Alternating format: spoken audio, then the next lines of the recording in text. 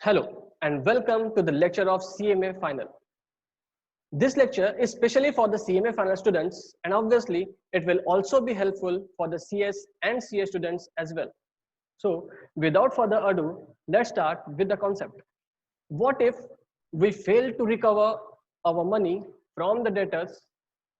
If that money is not so big, we can leave that money.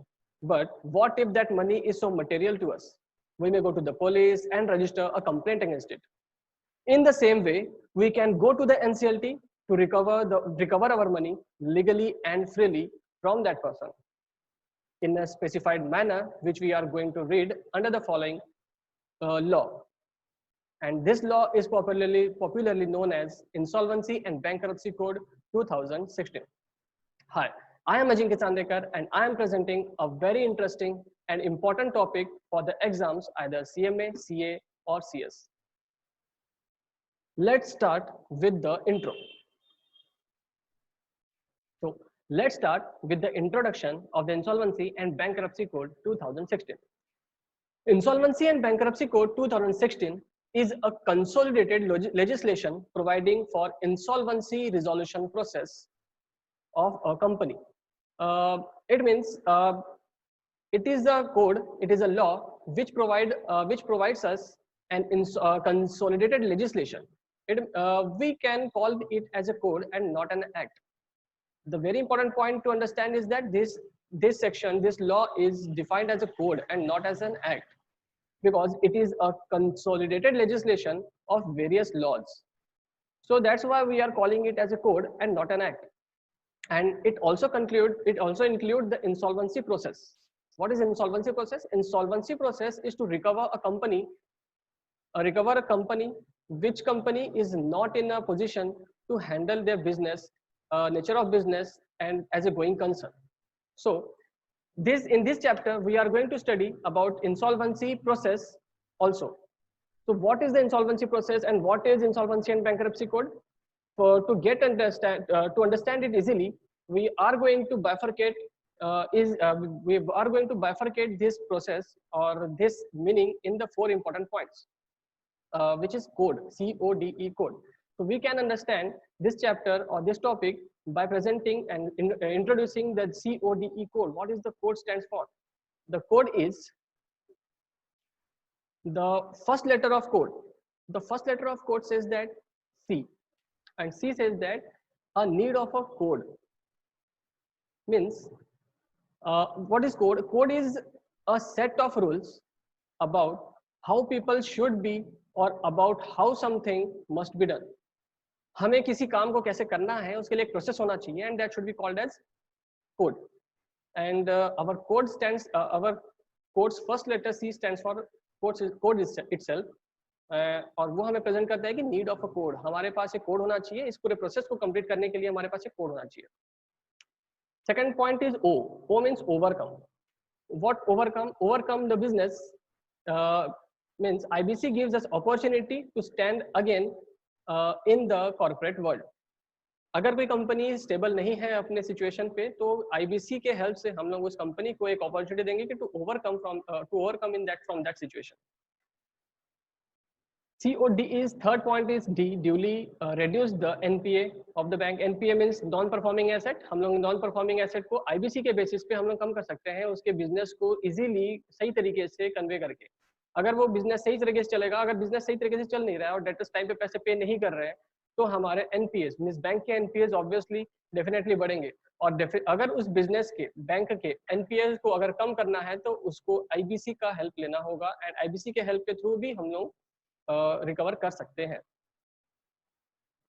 Next is exit opportunity. Exit opportunity means is basically a very important point matter in nowadays.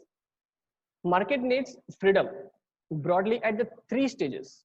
That is, to start the business, first stage is entry stage, and to continue the business, that the stage called as pre-competition, and the third important stage is to discontinue the business, that is free exit. अगर किसी company को भरोसा मिलेगा कि उन्हें ये 3 freedoms मिलते हैं तो they can continue their business very easily.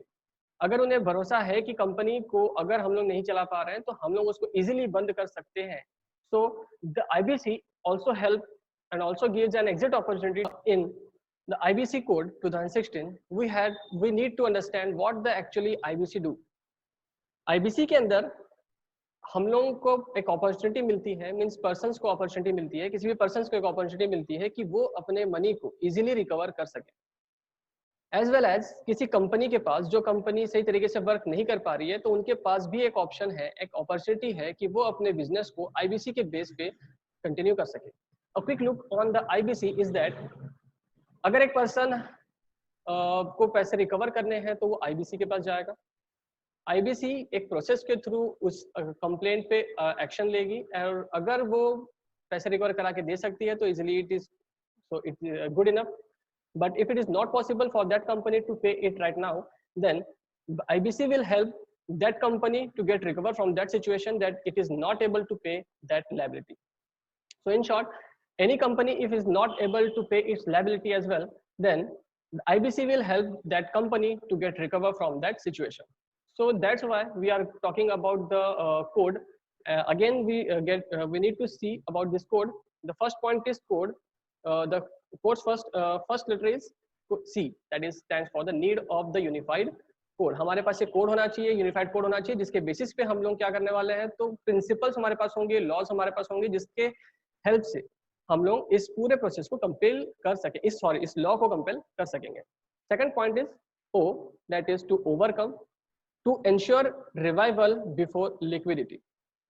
आपको लिक्विडेट होना एक सॉल्यूशन नहीं है. अगर हम लोगों ने पहले नॉर्मली पुराने लॉज में क्या होता था कि अगर कोई टाइम पे नहीं कर सकता तो एक सिंगल क्रेडिटर भी कंप्लेंट करके उस कंपनी को लिक्विडेशन के स्टेज तक पहुंचा सकता था. But now it is not essential that the company is have to touch the liquidation process directly. So यहाँ पर में आईबीसी के थ्रू आपको एक अपॉर्चुनिटी मिलेगी कि आपकी कंपनी को ओवरकम कर सकें. The third point is D, that is duly reduce the mounting NPA of the banks. अगर सब कुछ सही चलेगा तो obviously हमारे banks के NPAs कम होंगे. अगर business debtors टाइम पे पे करेंगे इस दर से तो सब कुछ अगर सही चलेगा तो हमारे banks के भी NPAs non performing assets should be helpfully reduced. Next point is exit opportunity. Exit opportunity means हम लोग कंपनी को एक exit opportunity भी provide करते हैं. IBC के थ्रू एक exit opportunity easily provide होगा. First of all, again, get a quick look what we are going to understand in this chapter by step. सबसे पहले हम लोग समझेंगे इस चैप्टर में कि क्या essential topics हैं जो हमें समझने होंगे before going to understand this chapter. सबसे पहला स्टेज होगा हमारा कि हम लोग इस टॉपिक के बारे में कुछ इनिशियल एलिमेंट समझेंगे कि क्या हमारे लिए इंपॉर्टेंट एलिमेंट्स हैं. सेकंड पॉइंट हम लोग एक चार्ट देखेंगे जिसके बेसिस पे हम लोग आईबीसी के पूरे प्रोसेस को समझेंगे. And the third point is remaining sections. We are going to read remaining sections. कौन से remaining sections है जो उस चार्ट के थ्रू कवर नहीं हो पाएगा इस IBC का. And the fourth point is fast track insolvency. अगर हमें fast track insolvency के अंदर जाना है तो हम लोग कौन पर्सन हो सकते हैं जो इसके लिए अप्लाई करेंगे और हमारे पास क्या क्या लायबिलिटीज होंगी, क्या क्या लॉज होंगे, कौन से रेगुलेशंस होंगे हमारे ऊपर, कौन से सेक्शंस एप्लीकेबल होंगे. Fourth point is that about that. And the fifth point is for the voluntary liquidation. अगर किसी कंपनी को इन सारे प्रोसेस में नहीं आना है, सीधा वॉलंटरी लिक्विडेट होना है तो वो उनके पास क्या क्या अपॉर्चुनिटीज हैं और क्या क्या पॉसिबिलिटीज हैं, इन 5 पॉइंट्स के बारे में आप लोग पढ़ेंगे. So again, we are going to understand this chapter by the following 5 steps. Point number 1, हम लोग important elements को पढ़ेंगे जिसके बेसिस पे हम लोग आगे कुछ समझने के लिए कैपेबल हो पाएंगे. Second point is to read about the chart, जिसके बेसिस पे हम लोग थोड़ा easily, fluently समझ पाएंगे कि what is IBC actually is, what IBC actually is. The third point हम लोग समझेंगे इसके बारे में कि जो remaining sections होंगे, जो remaining topic हो बोलो या remaining sections बोलो, जो हम लोग जिस remaining topic को समझेंगे अगले थर्ड पॉइंट में, थर्ड स्टेज में. And the fourth stage should be about fast track issue and fifth is about the voluntary liquidation. So सबसे पहला स्टेज हमारा होगा एलिमेंट्स, इंपॉर्टेंट एलिमेंट्स में सबसे पहला और इंपॉर्टेंट टॉपिक है एप्लीकेबिलिटी. ये कहाँ पर एप्लीकेबल होता है. एप्लीकेबिलिटी 2 टाइप की होगी, किस पर्सन के ऊपर एप्लीकेबल होगा एंड कहाँ पर एप्लीकेबल होगा. तो ये हम लोग एप्लीकेबिलिटी पढ़ रहे हैं कि ये कहाँ एप्लीकेबल होगा. तो बिफोर गोइंग दैट हमें पता करना होगा कि हमें पता रहना चाहिए कि यहाँ पर इस चैप्टर को 3 पार्ट्स में बांटा गया. Part number 1, part number 2 and part number 3. And part number 1 and 2 shall be applicable to whole India, applicable in whole India including Jammu and Kashmir. But when we talk about part 3, जब हम लोग part 3 की बात करेंगे, and part 3 जो है वो actually बात करता है insolvency and bankruptcy for individual and the firms where are various types of person. So पहले अपन बात कर लेते हैं, सॉरी पहले अपन लोग बात कर लेंगे कि किस किस के ऊपर ये एप्लीकेबल होगा. That's after that we are going to understand the applicability and which part is applicable in which state और एरिया इन इंडिया और नॉट. सबसे पहले company incorporated under the companies act.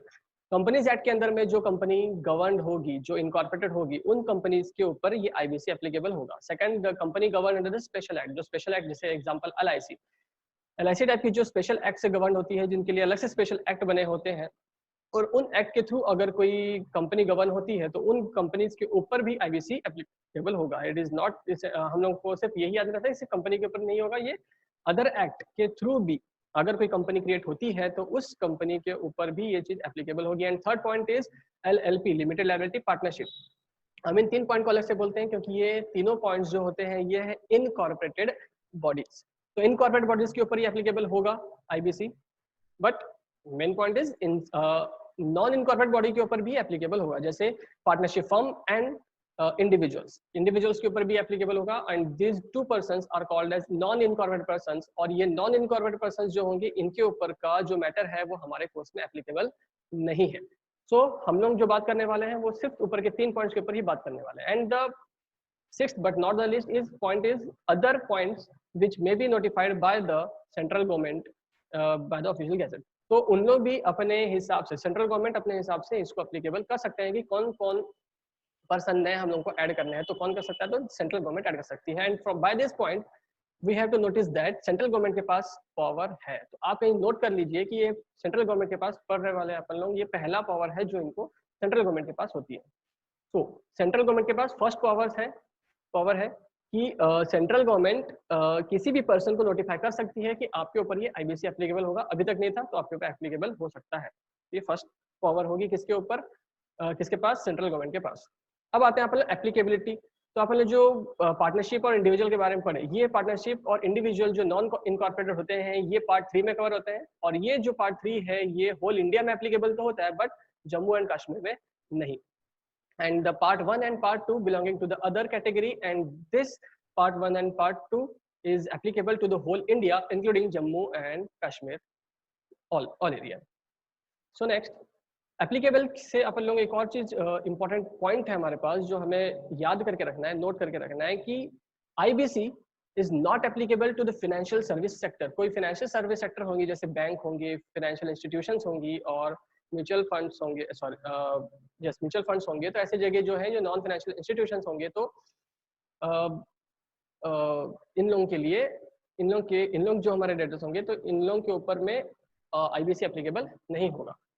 Moreover इससे भी इंपॉर्टेंट पॉइंट यहाँ पर ये आता है कि either even if NBFC, non banking financial institutions या नॉन बैंकिंग फाइनेंशियल कॉर्पोरेशंस, ये जो होते हैं फाइनेंशियल सेक्टर ही होते हैं, बट अगर ये फाइनेंशियल सर्विस में बिलोंग नहीं करते हैं देन ऑल्सो आईबीसी इस पे कवर होगा. एनबीएफसी पे भी आईबीसी कवर होगा. तो अगर ये हमारे पास क्वेश्चन आता है कि क्या एनबीसी के ऊपर एनबीएफसी के ऊपर आईबीसी कवर होता है, तो yes, it is quite possible that IBC will be may be applicable to the NBFC. हम लोग डायरेक्ट इसका आंसर नो पे नहीं दे सकते क्योंकि इस पे एप्लीकेबल हो भी सकता है और नहीं भी हो सकता है, depending on the case. Next element, important element is regulatory mechanism of IBC. Insolvency and bankruptcy code के अंदर हमारे पास कौन से इंपॉर्टेंट रेगुलेटरी मैकेनिज्म है. रेगुलेटरी मतलब कौन रेगुलेट करेगा हमारे IBC को. IBC को रेगुलेट करने के लिए हमारे पास में 2 पर्संस हैं. एक है, 2 अथॉरिटीज हैं हमारे पास. पहली अथॉरिटी है IBBI and second is adjudicating authority. First point is IBBI. IBBI मतलब insolvency and bankruptcy board of India. इसके बारे में अपन आगे डिस्कस करेंगे, इसका फुल फॉर्म आगे लिखा हुआ है. And second point is AA, that is adjudicating authority.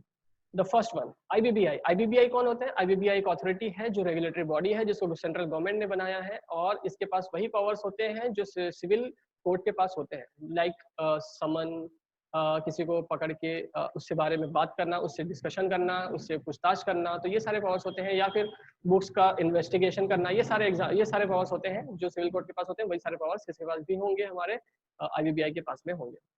तो जो भी होगा इसके बारे में अपन आगे पढ़ेंगे. बट इन शॉर्ट यहाँ पर हमें जो पढ़ना है कि IBBI के अंदर कौन रजिस्टर्ड होते हैं. IBBI के अंदर में 3 पर्सन रजिस्टर्ड होते हैं. तो IBBI से भी इम्पोर्टेंट हमें यहाँ पर पढ़ना है इन्हीं 3 पर्सन के बारे में, जो है हमारे सबसे पहले IPA, insolvency professional agency. Insolvency professional agency जो है ये एक एजेंसी है जो कि रजिस्टर्ड होगी किसके अंदर, IBBI के अंदर। IP इंसॉल्वेंसी प्रोफेशनल्स भी एक पर्सन है जो रजिस्टर होगा किसके अंदर, IBBI के अंदर ही रजिस्टर्ड होगा। But IP shall have to get membership number from the IPA also. मतलब IP को, इंसॉल्वेंसी प्रोफेशनल को पहले तो IBBI के थ्रू रजिस्टर्ड होना होगा एंड देन मेंबरशिप नंबर लेनी होगी किससे, IPA के थ्रू। तो फर्स्ट पॉइंट, IP को IBBI से सबसे पहले रजिस्ट्रेशन लेना होगा एंड सेकंड IPA से उन्हें मेंबरशिप नंबर लेनी होगी, एनरोलमेंट नंबर लेना होगा IPA से। And the third one is information utility. Information utility is simply like that कि जिसके बेसिस पे हम लोग सारे इंफॉर्मेशन को, सारे डेटास को हम लोग सर्कुलेट कर सकते हैं in by the help of single medium. अगर हम लोगों ने, जैसे हम लोग सिंपली एक कंप्यूटर पे डेटा स्टोरेज करके रखते हैं तो ये सारे इन्फॉर्मेशन सबको सर्कुलेट हो जाते हैं, उसी तरीके से हम लोग IU का भी हेल्प लेते हैं। अगर इन शॉर्ट IU का यूज यहाँ पर मैं एग्जांपल अपन बात कर सकते हैं कि अगर किसी क्रेडिटर्स को हमें क्रेडिटर्स से लिस्ट मांगनी है कि आपका अमाउंट कितना कितना बचा हुआ है, आप हमें सर्कुलेट करें, तो एक एक पर्सन को जा करके ये प्रेजेंट करने की जरूरत नहीं है। आप IU में अगर प्रेजेंट कर देते हैं तो आपका इन्फॉर्मेशन सारे इंसान तक, रिक्वायर्ड पर्सन तक प्रेजेंट हो सकता है। So that is the use of information utility. So first authority थी, रेगुलेटरी मैकेनिज्म है हमारा IBBI, और IBBI के अंदर में हमारे पास में 3 रजिस्टर्ड पर्सन होंगे। पहला रजिस्टर्ड पर्सन होगा IPA, second is IP and third is IU। और इनका यूज बहुत ज्यादा होने वाला है। IU तो खैर इतना ज्यादा यूज नहीं होगा, but the first 2 person IPA and IP, more over IP is very important for us. Next is adjudicating authority. Adjudicating authority 2 type की होती है, NCLT और DRT। NCLT मतलब नेशनल कंपनी लॉ ट्रिब्यूनल, और DRT मतलब डेब्ट रिकवरी ट्रिब्यूनल। दोनों के दोनों ट्रिब्यूनल है, बट दोनों में फर्क ये है कि NCLT बात करता है अदर्स के लिए, और अदर्स में फर्स्ट 3% दैट कॉर्पोरेटेड एंटिटी के लिए, और DRT बात करता है द सेकंड, बाकी जो अपन पार्टनरशिप फर्म और इंडिविजुअल के बारे में बात किए थे, ये इनके ऊपर DRT डील होता है। सो दैट्स व्हाई DRT हमारे कोर्स के अंदर में नहीं है, क्योंकि वो डील करता है ऐसे टॉपिक के ऊपर जो हमारे कोर्स में ऑलरेडी एक्सक्लूडेड कर दिया गया है। So NCLT, we are talking about the NCLT, national company law tribunal. National company law tribunal का भी एक अलग से चैप्टर है जिसके बारे में अपन वैसे तो बाद में डिस्कस करेंगे, एक उसका भी चैप्टर मैं प्रेजेंट करूंगा। बट बिफोर दैट NCLT, यहाँ पर में NCLT का काम ये होगा कि यहाँ पर में जो भी एप्लीकेंट्स हैं, अपन नेक्स्ट पॉइंट एप्लीकेंट्स के बारे में पढ़ेंगे, तो वो एप्लीकेंट्स इन पर्सन्स को अपील ऑर्डर पास करेंगे। एप्लीकेशन फाइल कहीं तो करना होगा, तो वो इस ट्रिब्यूनल के पास फाइल करना होगा। What is NCLAT? National company law appellate tribunal. और national company law appellate tribunal means वो ट्रिब्यूनल है जिसमें NCLT का अगर कोई ऑर्डर आया होगा and if applicant is not satisfied with that, then that applicant may appeal to the NCLAT for further procedure. The next point is what is IBBI? IBBI जैसे अपन बात की, insolvency and bankruptcy board of India. Insolvency and bankruptcy board of India जो है, इसको कौन govern करता है? Central government govern करती है। IBBI के पास सेम पावर होते हैं समन के, discover and inspection of books के। रेगुलेटरी बॉडी है ये एक तो। और next is point is constitution. Constitution पहले तो हम लोग यही बस समझते हैं कि कॉन्स्टिट्यूशन में, IBBI के कॉन्स्टिट्यूशन में 10 मेंबर्स होते हैं। Total members there are total 10 members, out of which 1 shall be the chairperson. And what about the remaining? We are going to understand by the bifurcation of the same. Constitution of IBBI, हम लोगों का जो IBBI है उनका constitution में कौन कौन होगा? तो फर्स्ट पर्सन इज चेयरपर्सन, जो हम लोगों ने ऑलरेडी देख लिया। टोटल पर्सन होंगे 10 एंड 10 पर्सन को हम लोग बाइफरकेट करने वाले हैं। The number 1 shall be chairperson and other 3 persons, 1 from MCA ministry of corporate affairs, second from MOF ministry of finance, and third is MOL that is ministry of law. And this all 3 persons are the ex officio persons.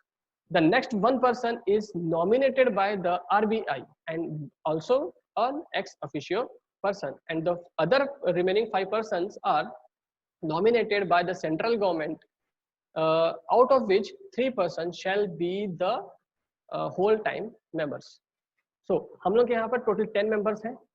First member मतलब पहला member chairperson होगा। Other 3 persons जो होंगे member होंगे, एक MCA से निकल के आएगा, एक MOF से निकल के आएगा, एक MOL से निकल के आएगा। अदर जो 1 पर्सन है वो कहाँ से निकल के आएगा? तो RBI नॉमिनेट करेगा। द इम्पोर्टेंट पॉइंट यहाँ पर जो है याद रखना है कि हम लोग इसको नॉमिनेटेड ही लिखेंगे, इलेक्टेड नहीं लिख सकते, नॉमिनेटेड ही लिखना होगा because RBI has the power to nominate. So again after that central government nominate करेगी अदर 5 मेंबर्स को, और उन 5 मेंबर्स में से कोई 3 मेंबर्स, एनी 3 मेंबर को हमें होल टाइम मेंबर बनाना होगा. यहाँ पर हम लोगों को सेंट्रल गवर्नमेंट का सेकंड पावर से डील करना होगा. सो आप इसको भी नोट कर लीजिए, second power of the IBBI is to nominate the 5 members of the IBBI.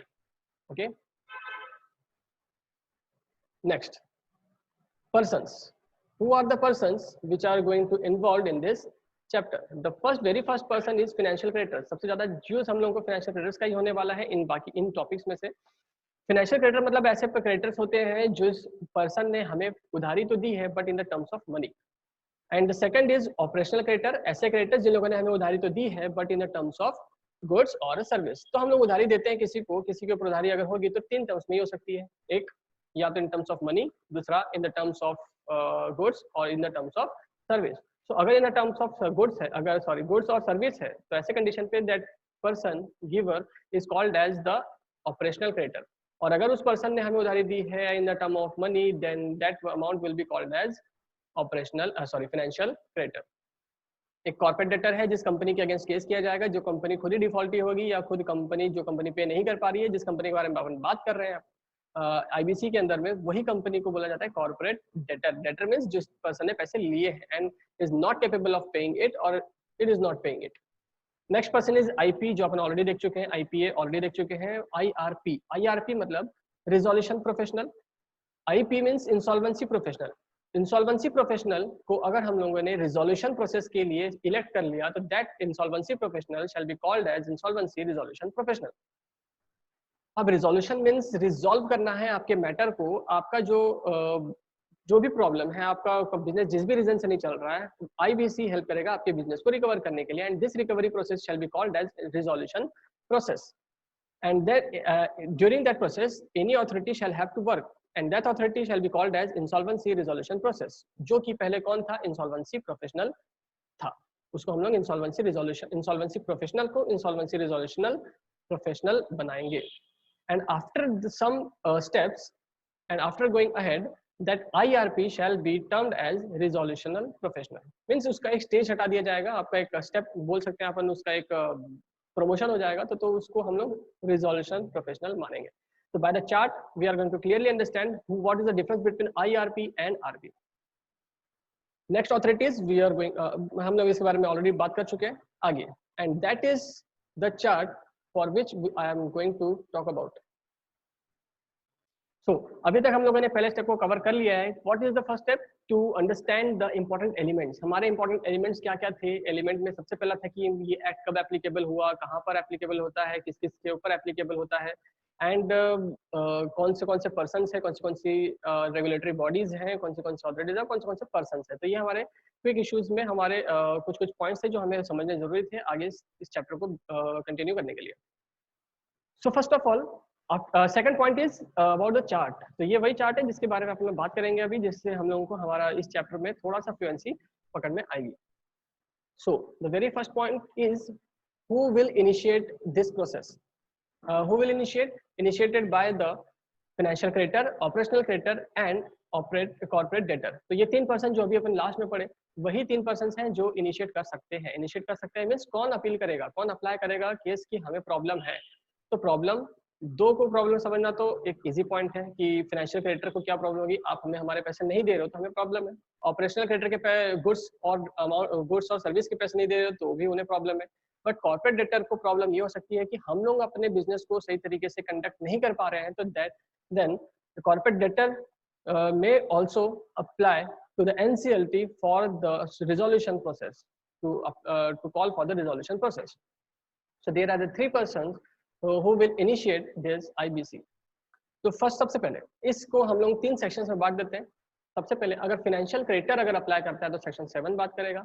अगर ऑपरेशनल क्रेडिटर अप्लाई करता है तो सेक्शन 8 और सेक्शन 9 बात करेगा. अगर कॉर्पोरेट डेटर अगर अप्लाई करता है तो सेक्शन नंबर 10 बात करेगा. तो what is the procedure is, सबसे पहले फाइनेंशियल क्रेडिटर क्या करेगा, singly financial creditor will singly or jointly, एक फाइनेंशियल क्रेडिटर अकेले या अदर फाइनेंशियल क्रेडिटर के साथ मिलके अप्लाई करेगा. किसको अप्लाई करेगा?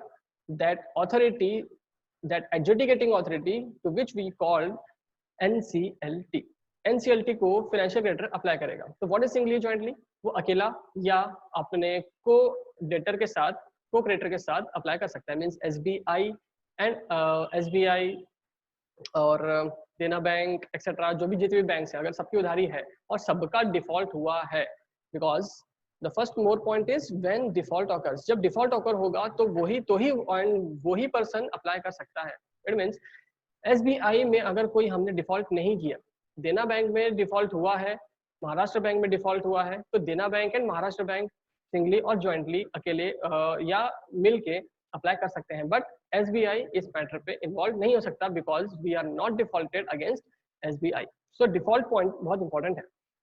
Next important point is file application. हम लोग फाइल एप्लीकेशन करेंगे, लेकिन एप्लीकेशन के साथ साथ क्या अप्लाई करेंगे? तो रिकॉर्ड ऑफ डिफॉल्ट, डिफॉल्ट हुआ है इसका प्रूफ हमें प्रेजेंट करना पड़ेगा. And the third and very important point is name of IRP. हम लोग के एप्लीकेशन में IRP का सजेशन होना जरूरी है. तो हम लोग सजेस्ट करके भेजेंगे कि हम लोग का IRP कौन होना चाहिए. अगर वो सेटिस्फाइड होंगे, NCLT अगर सेटिस्फाइड होगा तो उस IRP को IRP एक्सेप्ट कर लिया जाएगा with the help of IBBI. Without further proceed हम लोग OC के बारे में भी समझ लेते हैं. ऑपरेशनल क्रेडिटर भी अप्लाई कर सकता है. अब ऑपरेशनल क्रेडिटर लेकिन अप्लाई करने के पहले कंपनी से कॉर्पोरेट डेटर को डिमांड नोटिस भेजना जरूरी है. In case of operational creditor can't apply directly to the NCLT before demanding a notice of demand. So यहाँ पर पहले हमें डिमांड देखो, प्रोसेस सीधी सी बात है, सीधी सिंपल सा प्रोसेस है. ऑपरेशनल क्रेडिटर क्या करेगा? सबसे पहले उस डेटर को अपना मनी डिमांड करेगा. अगर उसने 10 डेज के अंदर कोई रिस्पॉन्स नहीं दिया, then only operational creditor can apply to the NCLT. This is because हम लोग के पास एक क्राइटेरिया है. ऑपरेशनल क्रेडिटर को अपने फाइल एप्लीकेशन के साथ डिमांड नोटिस भेजना इंपॉर्टेंट है. मतलब हमने अगर डिमांड किया है तो ही डिमांड नोटिस होगी एंड तो ही हम लोग आगे प्रोसीड कर सकते हैं. तो हमें फाइल एप्लीकेशन फाइल करने के साथ साथ डिमांड नोटिस का होना जरूरी है. And demand notice shall be waited for 10 days for that operational corporate debtors. तो हम लोग कॉर्पोरेट डेटर को डिमांड नोटिस, इधर डिमांड नोटिस भेजे और इधर एप्लीकेशन भेजे, ऐसा पॉसिबल नहीं है. हम लोगों को डिमांड नोटिस भेजने के बाद 10 दिन का वेट करना होगा. एंड 10 दिन के वेट के अंदर हम लोगों को 10 दिन के वेट के बाद भी हमारा क्रेडिटर हमें रिस्पॉन्स नहीं देता तो हम लोगों के पास ऑथोरिटी है. Then we are going to apply to the NCLT. Apply करने के बाद क्या होगा? That is the next stage. The first stage अपन लोग बात कर रहे हैं कि कौन कौन अप्लाई कर सकता है और उनके लिए क्या क्या प्रोसेस होंगे. तो फाइनेंशियल क्रेडिटर के लिए एप्लीकेशन के साथ साथ उसे डिफॉल्ट का प्रूफ शो करना पड़ेगा और IRP का नाम सजेस्ट करके देना होगा. ऑपरेशनल क्रेडिटर की बात करें तो उसे फाइल एप्लीकेशन के साथ साथ डिमांड नोटिस देना होगा and copy of invoice, obviously invoice की कॉपी. एंड यहाँ important point again is that यहाँ पर IRP का नाम सजेशन देना जरूरी नहीं है. The next is corporate debtor itself. खुद भी वो अप्लाई कर सकता है. तो उसके लिए फाइल एप्लीकेशन फाइल करना पड़ेगा, बुक्स का इन्फॉर्मेशन शो करना पड़ेगा, बुक्स ऑफ अफेयर्स शो करना पड़ेगा, नेम ऑफ IRP यहाँ पर सजेस्ट करना कंपलसरी है अगेन, और SR in case of company. Corporate debtor company भी हो सकते हैं और लिमिटेड लायबिलिटी पार्टनरशिप भी हो सकती है. अगर कंपनी है तो उन्हें SR लगेगा 75%, और अगर वो LLP है तो उन्हें पार्टनरशिप का कंसेप्ट लगेगा again 75%, that is 3/4 consent of the partners. अब इन लोग अप्लाई करेंगे with the help of debtors, share holders etcetera. तो डेटर्स बोलता हूँ, sorry, directors. With the help of director can apply to the NCLT. सो financial creditor, operational creditor and corporate debtor can apply to the NCLT. Then the process of NCLT will start. NCLT ने जैसे ही उसे receive किया, उसके NCLT के पास अब 14 days है to accept और रिजेक्ट. हम लोग रिजेक्ट की बात अभी नहीं करेंगे, रिजेक्ट को अपन लोग साइड में रखते हैं और अभी अपन लोग सिर्फ बात करेंगे एक्सेप्ट. अगर वो प्रोजेक्ट एक्सेप्ट होता है, अगर वो एप्लीकेशन एक्सेप्ट होता है तो क्या होगा? तो सबसे पहले NCLT को 14 डेज का टाइम मिला है, आप एक्सेप्ट करो या रिजेक्ट करो. अगर NCLT को लगता है कि वो एप्लीकेशन सही था, वो IRP का जो सजेशन था वो भी सही था और हम लोगों ने एक्सेप्ट कर लिया, तो उसका टाइम लिमिट कितना होगा? 14 डेज के अंदर NCLT को एक्सेप्ट करना होगा. अब जैसे ही वो एक्सेप्ट होगा, अब NCLT ने जैसे ही उन्हें एक्सेप्ट किया, कंपनी का सबसे पहला काम होगा कि 7 दिन के अंदर फाइनेंशियल क्रेडिटर को और कॉर्पोरेट डेटर को हम लोग क्या करेंगे, अनाउंस करेंगे कि ये ऑर्डर हमारे पास आया हुआ है, अदर एक्सेप्टेंस और रिजेक्शन। बट हम लोग बात कर रहे हैं एक्सेप्टेंस की, तो हमें 7 दिन के अंदर एक्सेप्टेंस का अनाउंस करना पड़ेगा कि हमारे एनसीएलटी हमारे एप्लीकेशन को एनसीएलटी ने एक्सेप्ट कर लिया है। और ये काम हमारे पास कितने दिन में करना होगा, तो 7 डेज के अंदर ये काम करना होगा। तो ये डेज पे अपन लोग बहुत ज्यादा फोकस करेंगे और ये डेज इंपॉर्टेंटली याद रखना बहुत जरूरी है और डेज के ऊपर बहुत सारे क्वेश्चंस बनते हैं। तो सबसे पहले 14 डेज के अंदर एनसीएलटी को एक्सेप्ट करना है। जैसे ही एक्सेप्ट होगा 7 डेज के अंदर हमें अनाउंस कर देना है कि हम लोगों का एक्सेप्ट हो चुका है। अगेन उसी डेट से, मींस एक्सेप्टेंस के डेट से आईआरपी का अपॉइंटमेंट हो जाना चाहिए विद इन 14 डेज। तो 14 डेज के अंदर, एक्सेप्टेंस के बाद 14 डेज के अंदर आईआरपी का अपॉइंटमेंट हो जाना जरूरी है। देखो कम्युनिकेट हम लोग कभी भी करें, कम्युनिकेट के बाद 7 डेज नहीं, मैंने अपन लोगों ने यहाँ पर मैं सिर्फ इजीली याद रखने के लिए लिखते हैं, but the main point is acceptance के बाद 14 डेज मिलेंगे आपको अपॉइंट करने के लिए आईआरपी को। That is the maximum time limit, उसके अंदर हो सकता है बट उससे ज्यादा टाइम लगना नहीं चाहिए। फिर यहाँ पर मैं अपॉइंटमेंट जैसे ही, अब देखो स्टेप बाय स्टेप, सबसे पहले एनसीएलटी का काम होगा का एक्सेप्ट करने का। जैसे ही एक्सेप्ट होगा तो कंपनी का काम आएगा उसे अनाउंस करने का एंड आईआरपी को अपॉइंट करने का। आईआरपी का अपॉइंटमेंट का काम भी एनसीएलटी का ही है with the help of IBBI. हम लोग उसके बारे में बात नहीं कर रहे हैं, but the main point is company को क्या क्या करना होगा, तो एक्सेप्ट करने के बाद अनाउंस करना पड़ेगा कि that company is in IBC now, हमारा प्रोसेस एक्सेप्ट हो चुका है। अब हम लोग क्या करेंगे, अब अभी सिर्फ हम लोगों ने किसको अनाउंस किया है, हमारे अंदर के पर्संस को, फाइनेंशियल क्रेडिटर्स को एंड कॉर्पोरेट डेटर को। सो अगेन बहुत हैवी हो गया पहले। अब कंपनी सबसे पहले क्या, कंपनी ने अप्लाई किया, मीन सॉरी इन 3 पर्संस ने अप्लाई किया। जैसे ही अप्लाई होगा एनसीएलटी को 14 डेज के अंदर क्या करना है, एक्सेप्ट करना है। जैसे ही एक्सेप्ट होगा कंपनी को 7 डेज के अंदर अनाउंस कर देना है, ठीक है। अब जैसे ही अनाउंस हुआ और या फिर जैसे ही एक्सेप्ट हुआ, वहां से 14 डेज के अंदर आईआरपी का अपॉइंटमेंट हो जाना चाहिए। That is in the IBC act, IBC law. अब 14 डेज के अंदर जैसे ही आईआरपी अपॉइंट हो गया, अब आईआरपी के पास 2 एक्ट हैं टू डू।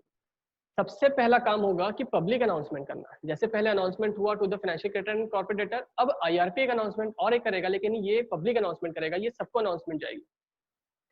पब्लिक अनाउंसमेंट में ये होगा कि कंपनी अब आईबीसी के अंदर आ चुकी है और आप जितने भी क्रेडिटर्स हैं आप हमें अपने अपने लिस्ट प्रेजेंट करें। जो भी इंफॉर्मेशन है, जो भी आपका अमाउंट जितना भी बकाया बचा हुआ है, वो सारा लिस्ट हमें प्रेजेंट करें। हम लोग उसके बेसिस पे एक कमेटी बनाएंगे जिसको बोला जाएगा कमिटी ऑफ क्रेडिटर्स। ओके, तो आईआरपी के पास 2 काम। पहला काम कि 3 दिन के अंदर पब्लिक अनाउंसमेंट करना और 30 डेज के अंदर सीओसी क्रिएट करना। और सीओसी क्रिएट करेंगे जिसके लिए 3 दिन के अंदर पब्लिकली अनाउंस करना इंपॉर्टेंट है। सो जैसे ही हमने पब्लिकली अनाउंस किया कि हम लोगों का ऐसा ऐसा आईबीसी के अंदर प्रोसेस चालू हो चुका है, क्रेडिटर्स लोग अपने अपने लिस्ट हमें भेज सकते हैं, तो क्रेडिटर्स लोग यहाँ से भेजना शुरू करेंगे। तो विद इन दैट डेट हम लोगों को हमें क्रेडिटर्स का रिस्पॉन्स लेना होगा और उसके बाद हमें 30 दिन के अंदर कमेटी का क्रिएशन हो जाना चाहिए। अब आईआरपी ने क्या किया, 3 दिन के अंदर पब्लिक अनाउंसमेंट किया और 30 डेज के अंदर हम लोगों ने सीओसी कमेटी बना ली। जिस दिन कमेटी बन जाएगी, जैसे ही कमेटी बन जाएगी, कमेटी के बनने के साथ साथ हमें 7 दिन के अंदर कमेटी का मीटिंग होना मस्ट है। तो within 7 days meeting of COC shall be held. So अपन क्या पढ़ते हैं अभी, meeting should be held in the 7 days of COC creation. जैसे ही सीओसी क्रिएट होगी उसके बाद 7 डेज के अंदर हमारे सीओसी की मीटिंग हो जानी चाहिए। और मीटिंग इंपॉर्टेंट इसलिए है क्योंकि यहाँ पर हम लोग आईआरपी को आरपी में कन्वर्ट करने वाले हैं। तो अपन लोग बात किए थे कि आईआरपी एंड आरपी में कोई खास डिफरेंस नहीं होता, उसका प्रमोशन हो सकता है बोलेंगे, तो अब उसको हम लोग क्या बोलेंगे, तो आरपी।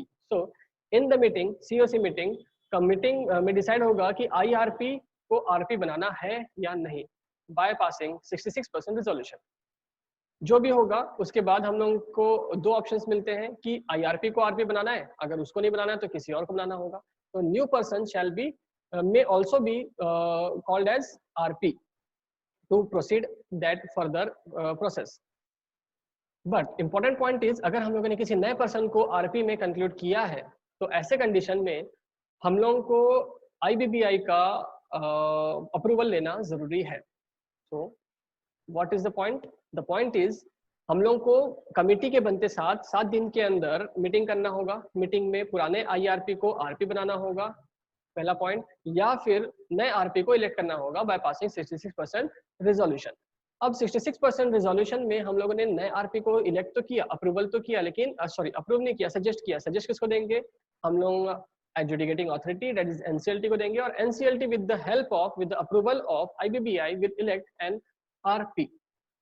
सो अभी तो एक हिंट समझ के ये बात समझ लो, जब भी एक आरपी की बात आएगी या फिर जब भी एक नए आईआरपी या नए आरपी की बात आएगी, हमें आईबीबीआई का अप्रूवल लेना जरूरी है। एक new important point is new IRP की बात या न्यू आरपी की बात अगर आएगी तो, अगर हम लोगों ने पुराने आईआरपी को ही आरपी बनाया है तो that person will not be new for us, so IBBI के अप्रूवल की जरूरत नहीं है। अगर हम लोग किसी नए पर्सन को आरपी बनाना चाहते हैं तो देन ओनली आईबीबीआई के अप्रूवल इंपॉर्टेंट है। अब पुराने आरपी को हटा करके हमें लग रहा है कि आरपी ये सही नहीं है, इस आरपी को हटा करके नए आरपी को बैठाना है, तो भी फिर अगेन हमें आईबीबीआई की हेल्प लगेगी। ओके, देन अब हम लोगों का आरपी रिजोल्यूशन प्रोफेशनल का बहुत सारा काम होगा, जो रिजोल्यूशन प्रोफेशनल काम करना शुरू करेगा। रिजोल्यूशन प्रोफेशनल सारे काम करेगा एंड सारे वर्कआउट करेगा, सारा प्रोसेस को हैंडल करेगा, कंपनी के अफेयर्स को हैंडल करेगा, एंड देन एक CIM बनाएगा, जो कि जिसको बोला जाएगा circular information memorandum. Circular information memorandum बनाने के बाद वो सर्कुलर इंफॉर्मेशन मेमोरेंडम को एप्लीकेंट के पास पहुंचाएगा। एप्लीकेंट मतलब either it is financial creditor और ऑपरेशनल क्रेडिटर और कॉर्पोरेट डेटर, जिसमें से हमारे सारे उसके बाद एप्लीकेंट को पहुंचाने के बाद एप्लीकेंट का काम होगा कि उस CIM को पढ़ के उसके ऊपर एक प्लान बनाना to restructure the company, that will be called as resolution plan. अब वो एक रिजोल्यूशन प्लान क्रिएट होगा, उस मैटर के ऊपर डिस्कस करने के बाद हम लोग का एक प्लान क्रिएट किया जाएगा, जो कौन बनाएगा? एप्लीकेंट बनाएगा। देखो याद करने लायक पॉइंट्स अपन फिर एक रिवाइज करेंगे, क्विक रिव्यू, बट अभी भी याद करते जाओ। एप्लीकेंट का काम होगा एक रिजोल्यूशन प्लान बनाना, आरपी का काम था, रिजोल्यूशन प्रोफेशनल का काम था CIM बनाना एंड उसे पास ऑन करना टू द एप्लीकेंट। एप्लीकेंट का काम है उसे रिसीव करना, CIM को रिसीव करके उसका एक रिजोल्यूशन प्लान में कन्वर्जन करना। रिजोल्यूशन प्लान बनाएंगे आरपी, हाँ सॉरी एप्लीकेंट। एप्लीकेंट ने रिजोल्यूशन प्लान बनाया, रिजोल्यूशन प्लान को बनाने के बाद वो फिर पास ऑन कर देगा किसको? रिजोल्यूशन प्रोफेशनल को। तो एप्लीकेंट ने आरपी को मतलब रिजोल्यूशन प्लान को रिजोल्यूशन प्रोफेशनल तक पहुंचाया। रिजोल्यूशन प्रोफेशनल उसको अपने पास नहीं रखेगा, वो किसके पास ट्रांसफर कर देगा? तो that will be transfer to the committee of creditors. Committee of creditors को अप्रूवल वहां पर लगेगा by passing 66% resolution. Again one hint is that हमें यहाँ पर में मोस्ट ऑफ द केसेस 66% का अप्रूवल लेना जरूरी है, and some of the cases 75% and 90% का अप्रूवल लेना जरूरी है। ये दो बस अलग जगह है, बाकी हर जगह 66% अप्रूवल लेना जरूरी है। तो COC यहाँ पर में उस रिजोल्यूशन प्लान को पास करेगी बाय पासिंग 66% रिजोल्यूशन, एंड वो जैसे ही पास होगा वो कहाँ पर भेजा जाएगा? NCLT में भेजा जाएगा। NCLT national company law tribunal में भेजा जाएगा। नेशनल कंपनी लॉ ट्रिब्यूनल के पास अगेन दो ऑप्शन, रिजेक्ट करो या फिर एक्सेप्ट करो। जैसे ही एक्सेप्ट हुआ हम लोगों का ये CIRP प्रोसेस भी खत्म हो गया। सो यहाँ पर मैं एक और चीज बताऊंगा कि यहाँ पर जब भी कंपनी ने NCLT ने जैसे ही एक्सेप्ट किया था, इस डेट से लेकर के इस डेट तक, मतलब रिजोल्यूशन प्लान जब हमारा एक्सेप्ट हुआ इस डेट तक, तो पहले एक्सेप्टेंस से लेकर के सेकंड एक्सेप्टेंस तक जो भी ड्यूरेशन था उस ड्यूरेशन को बोलते हैं अपन CIRP, and that all CIRP process shall have to be concluded in the 180 days और एक्सटेंडेड पीरियड ऑफ 90 डेज। मतलब आपको 180 डेज के अंदर ये काम खत्म करना है, बट अगर आपने 180 डेज के अंदर काम खत्म नहीं हो पा रहा है तो हम लोग उसका एक्सटेंशन मांग सकते हैं by passing again 66% resolution in the COC, and this resolution means this extension shall only be available for once in a life time. तो आपको 180 डेज के अंदर में CIRP प्रोसेस खत्म करना है, मतलब जैसे ही एक्सेप्ट हुआ आपको मीटिंग करनी है, IRP अपॉइंटमेंट करना है, पब्लिक अनाउंसमेंट करना है, मीटिंग करनी है, CIM बनाना है, रिजोल्यूशन प्लान बनाना है, उसका अप्रूवल लेना है और NCLT तक पहुंचाना है और NCLT का एक्सेप्टेंस होना, ये सारा काम 180 डेज के अंदर हो जाना चाहिए। अब 180 डेज के अंदर नहीं हो पा रहा है, कुछ पॉसिबिलिटीज नहीं लग रही है, तो हम लोग एक्सटेंशन मांग सकते हैं। जो भी मांगेंगे मैक्सिमम 90 डेज का होगा और प्लस एक ही बार होगा। अगर हमने 40 डेज का एक्सटेंशन मांगा तो भी वो एक ही बार मांगा जाएगा, उससे बाद दोबारा हम लोग मांग नहीं सकते। So this all the process of IBC, okay. But इसके अंदर कुछ पॉइंट्स है जो अपन डिस्कस करेंगे अभी बिफोर फर्दर प्रोसीडिंग। कि अगर जैसे ही एनसीएलटी ने एक्सेप्ट किया, देखो ये याद रखना बहुत जरूरी है, इसको हाईलाइट करना बहुत जरूरी है, क्योंकि ये ऐसे क्वेश्चन है जो हम लोग गलत कंक्लूड कर सकते हैं कि हम लोगों को एक बार जैसे ही एप्लीकेशन एक्सेप्ट हुआ तो क्या हम रिजेक्ट कर सकते हैं? यस, ऑब्वियसली यस, बट ये बहुत मेजर अथॉरिटी है, तो हम लोगों को एक बहुत बड़े अप्रूवल की जरूरत पड़ेगी, दैट इज 90% अप्रूवल की जरूरत पड़ेगी। तो ये था अलग अप्रूवल, यहाँ था अलग रिजोल्यूशन। 90% का रिजोल्यूशन जरूरी है सीओसी मीटिंग का, तो जाकर के हम लोग एक्सेप्टेंस के बाद उसको विड्रॉ कर सकते हैं। तो अगर हमें हमारे एप्लीकेशन को विड्रॉ करना है आफ्टर गेटिंग एक्सेप्टेंस, तो हम लोग उसको विड्रॉ कर सकते हैं by passing 90% resolution. Okay, next point to understand is that, जो हम लोगों ने छोड़ के रखे थे कि एडजुडिकेटिंग अथॉरिटी ने जैसे ही एक्सेप्ट किया तो उन्हें 3 ऑर्डर्स देने होंगे। एनसीएलटी ने जैसे ही एक्सेप्ट किया होगा तो उन्हें 3 ऑर्डर उन्होंने दिए होंगे। पहला, moratorium. The first point is very important point is moratorium order. Moratorium में आपके सारे लॉस को सीज कर दिया जाएगा, सारे केसेस को, पेंडिंग केसेस को सीज कर दिया जाएगा। पेंडिंग केसेस का कोई नया डेट भी एप्लीकेबल नहीं होगा। आपका कोई लीज होल्डर आपके से आप प्रॉपर्टी मांगने भी नहीं आ सकता। तो कोई भी ओनर, इन शॉर्ट कोई भी ओनर आपसे कोई प्रॉपर्टी मांगने नहीं आने वाला, भले ही वो प्रॉपर्टी उनकी हो। तो ये सारे पीरियड को हम लोग बोलेंगे मोरेटोरियम। और मोरेटोरियम शुरू कब होगा? जैसे ही एक्सेप्ट होगा। मोरेटोरियम खत्म कब होगा? जब वो रिजोल्यूशन प्लान एक्सेप्ट किया जाएगा, सीआरपी प्रोसेस जब खत्म होगा। Okay, second order shall be given by the NCLT is to appoint the IRP। IRP का अपॉइंटमेंट, IRP अपॉइंट होगा। अब IRP के अपॉइंटमेंट के बाद third point is to call public announcement within 3 days। Okay, and one more point we need to understand is that order of NCLT, जो हम लोगों को NCLT ने ऑर्डर दिया था अभी रिजोल्यूशन प्लान को एक्सेप्ट करके, वो order shall be binded on, वो किसके ऊपर बाइंडेड होगा? कंपनी के ऊपर, कॉर्पोरेटर के ऊपर, एम्प्लॉयज के ऊपर में, मेंबर्स के ऊपर में, सारे के सारे स्टेक होल्डर्स के ऊपर में, हमारे गारंटर्स के ऊपर। ये सारे पॉइंट्स एज इट इज जो पहले थे वो अभी भी रहेंगे, बट कुछ अमेंडमेंट्स है इस समय लेटेस्ट हमें अमेंडमेंट मिले हैं कि सेंट्रल गवर्नमेंट, स्टेट गवर्नमेंट और लोकल अथॉरिटीज भी अब बाउंडेड रहेगी, जिसकी ये एक्ट किसके ऊपर, मतलब ये ऑर्डर किसके ऊपर बाउंडेड होगा। तो इसके ऊपर भी क्वेश्चन आ सकते हैं because that is an amendment. So अब हम लोग यहाँ पर में कुछ क्वेश्चनर्स को फॉलो करेंगे जिससे हम लोग कुछ और पॉइंट्स क्लियर हो जाएंगे कि ऐसे कौन से फर्स्ट क्वेश्चन कि कौन से पर्सन्स हैं जो इनिशिएट कर सकते हैं इस पूरे प्रोसेस को। तो financial creditor, operational creditor and corporate debtor. जब फाइनेंशियल क्रेडिटर अप्लाई करते हैं तो उन्हें साथ में क्या क्या प्रेजेंट करना होता है? तो उनको एप्लीकेशन के साथ साथ डिफॉल्ट का रिकॉर्ड देना पड़ता है और आईआरपी का नाम सजेस्ट करना होता है। नेक्स्ट क्वेश्चन इज दैट, क्या वो बिना डिफॉल्ट के अप्लाई कर सकते हैं फाइनेंशियल क्रेडिटर्स? नहीं, बिना डिफॉल्ट के कोई भी फाइनेंशियल क्रेडिटर अप्लाई नहीं कर सकता एनसीएलटी को। डिफॉल्ट होना is a must, is a mandatory point. Next, operational creditor को क्या क्या सबमिट करना पड़ेगा? फाइल एप्लीकेशन के साथ साथ डिमांड नोटिस। डिमांड नोटिस को बहुत इंपॉर्टेंट है, याद रखना। डिमांड नोटिस और उसके साथ इनवॉइस की कॉपी। एंड यहाँ पर फोर्थ पॉइंट इज आईआरपी का नाम सजेस्ट करना इंपॉर्टेंट नहीं है, आप चाहे तो दो या ना दो, doesn't matter. But in case of financial creditor and in the case of corporate debtor, यहाँ पर दोनों में मस्ट है। नेक्स्ट, कॉर्पोरेट डेटर, खैर ये भी पॉइंट उसी के ऊपर है। नेक्स्ट कि क्या आपका एप्लीकेशन एक्सेप्ट होना है या रिजेक्ट होना है, उसके बाद आप उसको एक्सेप्ट होने के बाद क्या आप उसको विड्रॉ कर सकते हैं? यस, बाय पासिंग 90% रिजोल्यूशन हम उससे विड्रॉ कर सकते हैं। आपके अप्रूवल, आपको अप्रूव करना है, मींस अप्लाई एक्सेप्ट करना है या रिजेक्ट करना है, इसके लिए एनसीएलटी के पास कितना टाइम होगा? तो एनसीएलटी के पास 14 डेज का टाइम होगा। एनसीएलटी के एक्सेप्टेंस के बाद कितने दिन के अंदर आईआरपी को अपॉइंट करना होगा? तो 14 डेज के अंदर हमें आईआरपी को अपॉइंट कर लेना होगा। आईआरपी का जैसे ही अपॉइंटमेंट होगा, आईआरपी के पास कितने काम होंगे? तो आईआरपी के पास 2 मेजर काम होंगे। पहला कि पब्लिकली अनाउंस करना कि ये आईबीसी में है और अपने अपने लिस्ट लेकर के आओ, हमें कमेटी बनानी है, और उसी लिस्ट के बेस पे हम लोगों को 30 दिन के अंदर कमेटी बनानी है।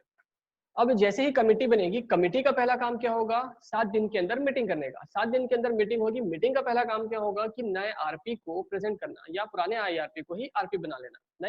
नया अगर आरपी चूज कर रहे होंगे तो आईबीबीआई का अप्रूवल लगेगा। और यहाँ पर एक हिंट देखे थे आप लोग कि जब जब नए आईआरपी और नए आरपी की बात करेंगे तब आईबीबीआई का अप्रूवल लेना जरूरी है। ओके, अब जैसे ही मीटिंग होगी तो बहुत सारे प्रोसेस यहाँ पर में कंप्लीट हो चुके होंगे। तो अब यहाँ पर में रिजोल्यूशन प्रोफेशनल का काम होगा, क्योंकि insolvency resolution professional means IRP तो अब एग्जिस्ट में नहीं है, अब आरपी एग्जिस्ट में है। अब आरपी का जो भी काम होगा, आरपी ने अपना काम किया एंड उसके बेसिस पे उसने बनाया सीआईएम। ओके सॉरी प्रोसेस में नहीं जा रहे, क्वेश्चन करता हूँ। क्या जो मीटिंग होने के बाद रिजोल्यूशन प्रोफेशनल क्या बनाता है? तो CIM बनाता है। कौन से क्या बोलेंगे? CIM means circular information memorandum बनाएंगे। सर्कुलर इंफॉर्मेशन मेमोरेंडम बनाने के बाद वो किसको प्रेजेंट किया जाएगा? तो एप्लीकेंट के पास जाएगा। एप्लीकेंट उसके बेसिस पे क्या बनाएगा? एप्लीकेंट CIM के बेसिस पे क्या बनाता है? तो रिजोल्यूशन प्लान बनाता है। ओके अब रिजोल्यूशन प्लान जाता है कहाँ पर? रिजोल्यूशन प्रोफेशनल के पास। रिजोल्यूशन प्रोफेशनल कहाँ भेजता है? COC के पास। COC अप्रूव करके कहाँ भेजता है? NCLT के पास। NCLT ने उसको अब एक्सेप्ट किया। तो एप्लीकेशन के एक्सेप्ट होने के बाद रिजोल्यूशन प्लान के एक्सेप्ट होने तक के पीरियड को हम लोग क्या बोलते हैं? CIRP, corporate insolvency resolution process, and this process shall be completed with in 180 days or an extended period of 90 maximum 90 days which shall be allowed only once in a lifetime by passing a 66% resolution. Okay अब ये किसके ऊपर bounded होगा? तो company के ऊपर होगा, employees के ऊपर होगा, गारंटर्स के ऊपर होगा, स्टेक होल्डर्स के ऊपर होगा, और मोर ओवर सेंट्रल गवर्नमेंट के ऊपर भी होगा, स्टेट गवर्नमेंट के ऊपर भी होगा, एंड लोकल अथॉरिटी के ऊपर भी होगा। ओके अब नेक्स्ट क्वेश्चन इज दैट कि क्या फाइनेंशियल क्रेडिटर बिना IRP के सजेशन के एप्लीकेशन फाइल कर सकते हैं? तो नहीं। ऑपरेशनल क्रेडिटर कर सकते हैं बट फाइनेंशियल क्रेडिटर ऐसा काम नहीं कर सकते। उन्हें अप्लाई करना होगा, साथ में इंफॉर्मेशन IRP का भी सजेशन देना मस्ट है, मैंडेटरी है। सो ये हमारा प्रोसेस था, और इस चार्ट को अगर आप 2-4 बार पढ़ेंगे तो फिर ये आपके लिए बहुत इजी होगा। ओके सो अब हमारा सेकंड स्टेज खत्म हुआ। अब अपन थर्ड स्टेज में आते हैं। जो रिमेनिंग पॉइंट्स होंगे, रिमेनिंग सेक्शंस होंगे, जो रिमेनिंग टॉपिक है हमारा, जो इस चार्ट में कवर नहीं हो पाया, वो हम उसके बारे में पढ़ेंगे। COC meeting, COC committee. तो अपन लोगों ने बार बार COC कमिटी के बारे में बात किया। तो what is COC committee? COC committee is a committee of the creditors, and the creditors, very important point is the creditors में सिर्फ और सिर्फ फाइनेंशियल क्रेडिटर्स होंगे। भले ही हम लोग कमिटी ऑफ क्रेडिटर्स बात करते हैं, बट यहाँ पर मैं कमिटी ऑफ क्रेडिटर्स में कौन होगा? तो सिर्फ और सिर्फ फाइनेंशियल क्रेडिटर्स होंगे। फाइनेंशियल क्रेडिटर्स में भी कौन से क्रेडिटर्स नहीं होंगे? जो रिलेटिव है, जो रिलेटेड पार्टी है, वो हमारे फाइनेंशियल क्रेडिटर्स होने के बाद भी मीटिंग में बैठ नहीं सकते। अगर मीटिंग में बैठ ही नहीं सकते तो अपना सजेशन भी नहीं दे सकते, वोट नहीं कर सकते, है ना। सो कमिटी ऑफ क्रेडिटर्स में कौन होते हैं? तो सिर्फ फाइनेंशियल क्रेडिटर्स होते हैं, बट उनमें भी रिलेटेड पार्टी का इन्वॉल्वमेंट होना इम्पॉसिबल है। उन लोग अपना मैटर डिस्क्लोज नहीं कर सकते, मतलब अपने बारे में अपना कोई भी इन्वॉल्वमेंट शो नहीं कर सकते, रिप्रेजेंट नहीं कर सकते, प्रेजेंट नहीं हो सकते, और वोट नहीं कर सकते। ओके नेक्स्ट पॉइंट इज, अगर उस समय क्या होगा जब हमारे कंपनी में फाइनेंशियल क्रेडिटर्स ही नहीं है, that is quite not possible, but फिर भी अगर ऐसा पॉइंट है कि फाइनेंशियल क्रेडिटर्स ही नहीं है तो क्या होगा? या फिर अगर हमारे पास सारे के सारे फाइनेंशियल क्रेडिटर्स हैं, बट बहुत सारे फाइनेंशियल क्रेडिटर्स हैं, बट वो हमारे सारे के सारे रिलेटिव निकल गए, तो ऐसे कंडीशन पे क्या होगा? It is quite not possible like that, but even if the question comes to us, then अपन लोग उस समय क्या करेंगे? तो हम लोग को बताना होगा कि उस समय हमें क्या करना है। तो हमें करना क्या होगा? तो हमें कमिटी बनानी होगी विद बाय यूजिंग 20 मेंबर्स, और वो 20 मेंबर्स कहाँ से आएंगे? तो 18 मेंबर ऑपरेशनल क्रेडिटर के होंगे, और वो 18 कैसे सिलेक्ट करेंगे? तो हाईएस्ट, तो मतलब जो हाईएस्ट उधारी वाले जो होंगे उन पर्सन्स को हम लोग यहाँ पर में लेके आने वाले हैं as a committee of creditors, 18 members को। तो बचे 2 मेंबर्स कहाँ से आएंगे? एक मेंबर आएगा एम्प्लॉइज सिलेक्ट करेगा, और एक मेंबर वर्कमैन का हेड सिलेक्ट करेगा। ओके तो लेट्स रीड। तो 18 मेंबर कहाँ से आएंगे? तो ओसी के होंगे, लार्जेस्ट वैल्यू वाले। 1 मेंबर कहाँ से आएगा? तो member elected by the workman, and 1 member कहाँ से आएगा? तो इलेक्टेड बाय द एम्प्लॉय।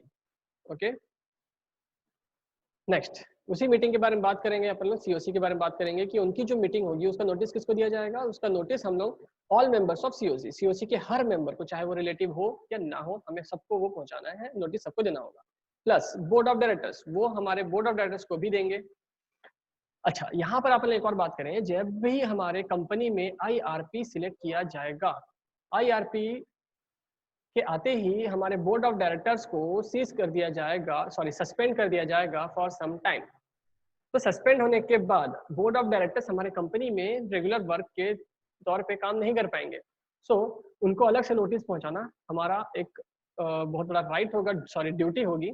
तो हमें नोटिस उनको भी पहुंचाना जरूरी है, क्योंकि मोर ओवर उनको सारे अफेयर्स के बारे में पता है। तो अगर हमें कोई हेल्प चाहिए या कुछ डिसीजन लेना है तो ऑब्वियसली उनका एक कुछ ना कुछ डिसीजन तो लेना जरूरी होगा, तो इसलिए हमें उनको नोटिस पहुंचाना जरूरी है।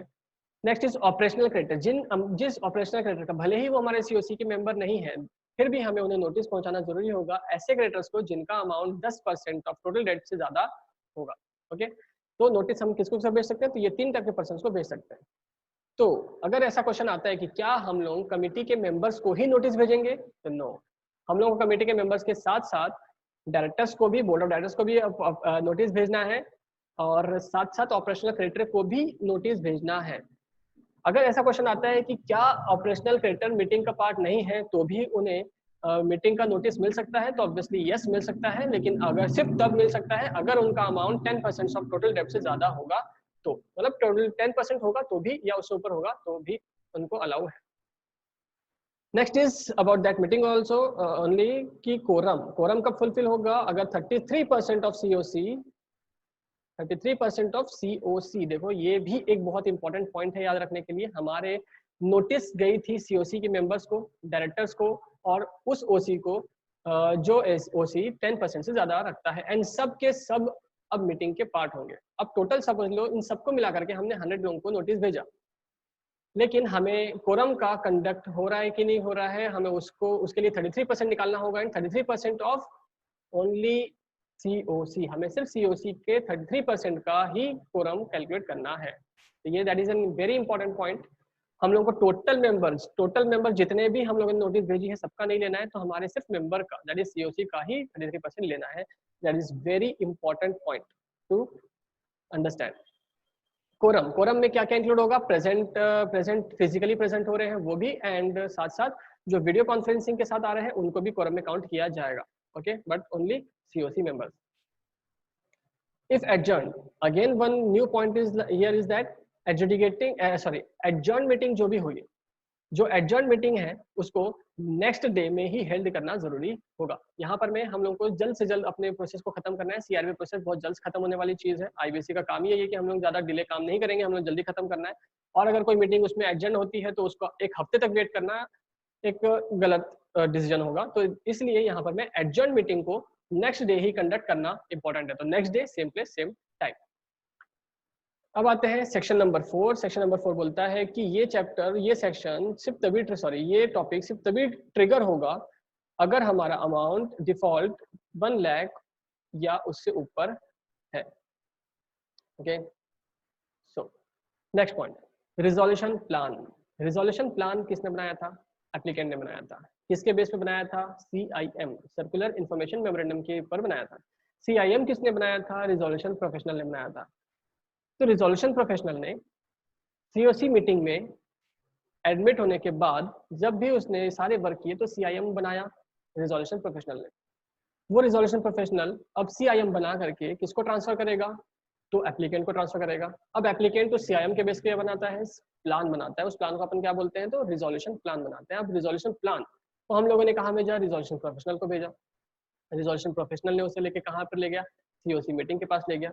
COC कमेटी के पास लेके गया। COC कमेटी क्या करेगी, 66% पास करके उसे NCLT के पास भेजेगी। अब NCLT के पास ऑथोरिटी है या तो एक्सेप्ट करे या तो रिजेक्ट करे।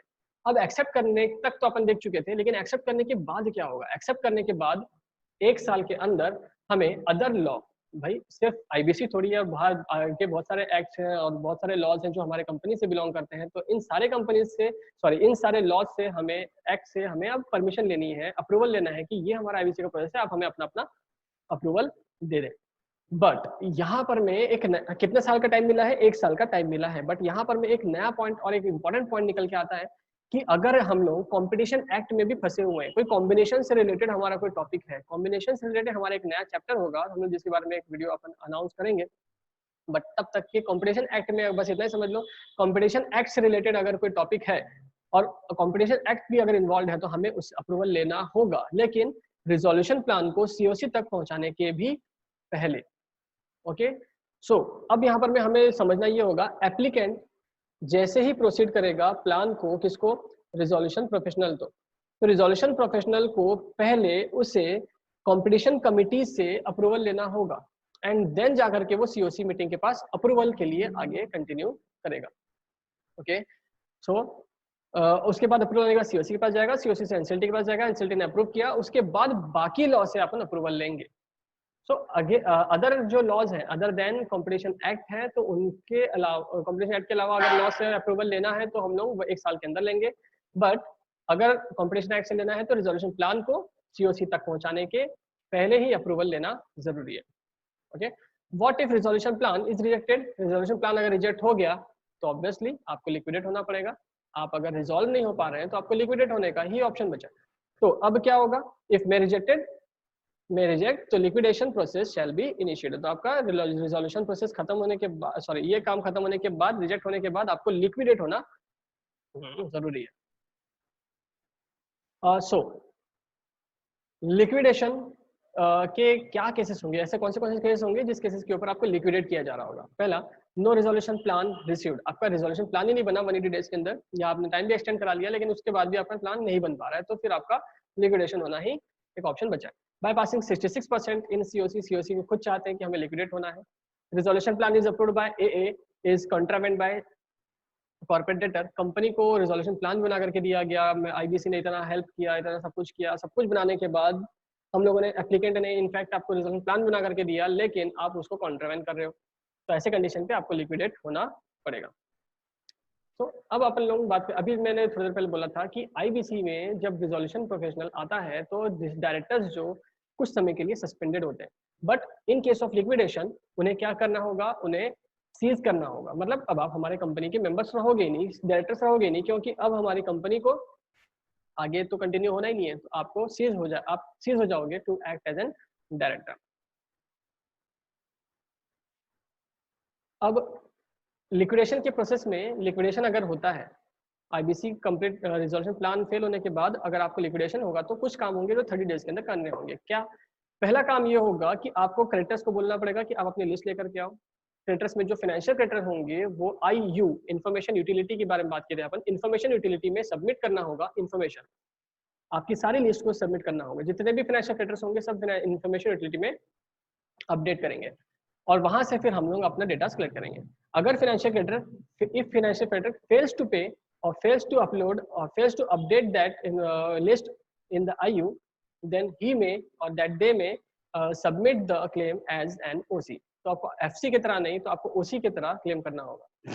नेक्स्ट, अगर आप पर्सन फाइनेंशियल क्रेडिटर भी हो और मतलब आपका अमाउंट उस कंपनी में उधारी है in the terms of money as well as in the terms of goods और सर्विस, तो आप फाइनेंशियल क्रेडिटर भी हो उस कंपनी के लिए और आप साथ में ऑपरेशनल क्रेडिटर भी उस कंपनी के लिए। तो ऐसे कंडीशन में आपको दोनों तरीके से डील किया जाएगा, मतलब प्रोपोर्शनेटली आपको डील किया जाएगा। मतलब आपको सिर्फ ऐसा नहीं है कि सिर्फ फाइनेंशियल क्रेडिटर माना जाएगा, या ऐसा ही नहीं कि आपको ऑपरेशनल क्रेडिटर माना जाएगा, तो आपको कंबाइंड बहुत तरीके से माना जाएगा।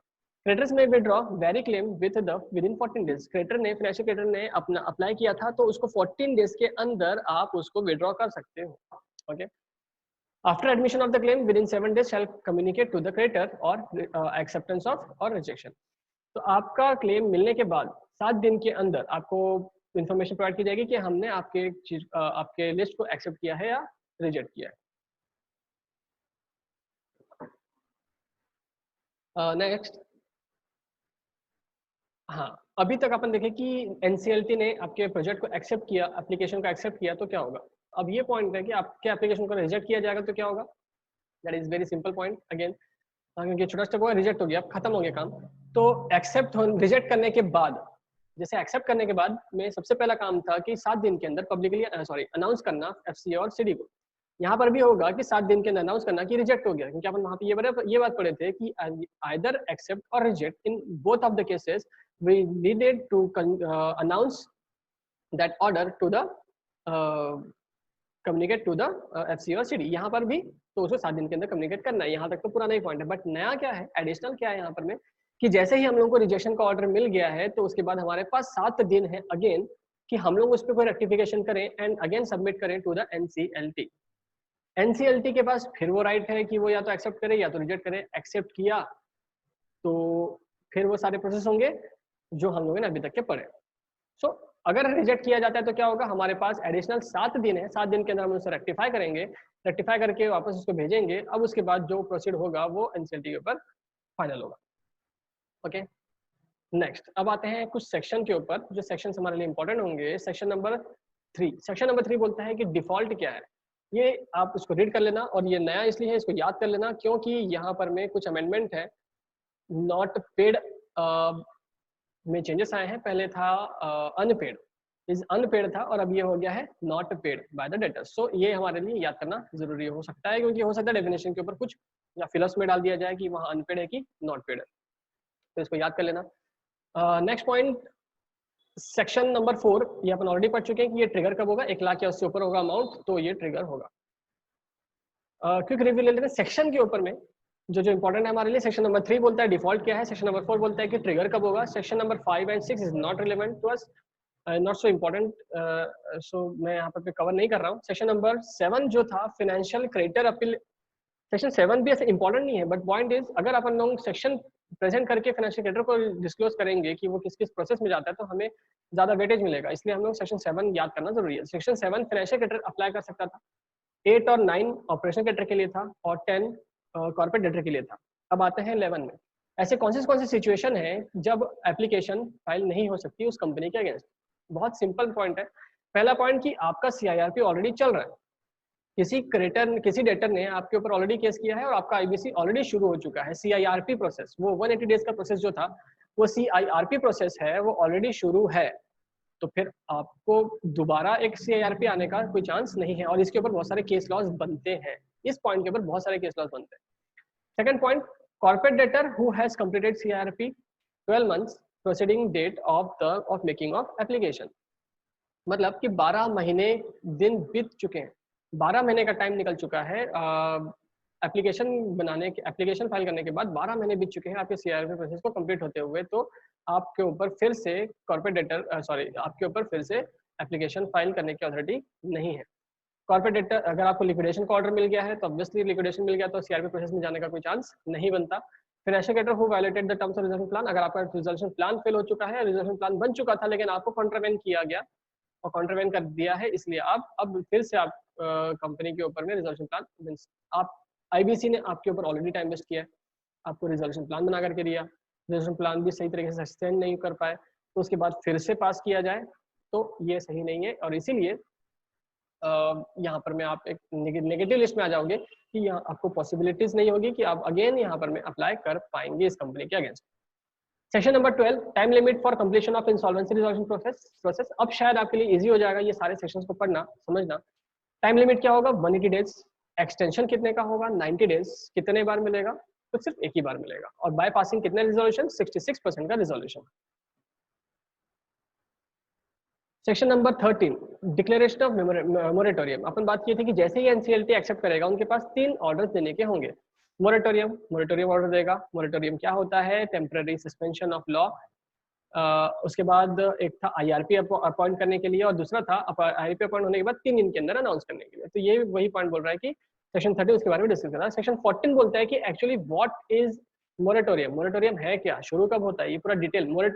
13 बताता है कि मोरेटोरियम देना है, ये मोरेटोरियम का ऑर्डर आपके ऑर्डर लिस्ट में होना चाहिए। और सेक्शन 14 उसको डिटेल में बताता है कि एक्चुअली मोरेटोरियम है क्या, कब से कब तक होगा, उसमें आपके पास क्या क्या राइट्स हैं, आप क्या क्या कर सकते हैं। This is already as an exemption for the company, जिस एग्जेम्पशन के अंदर आपके ऊपर कोई केसेस नहीं चल रहे होंगे।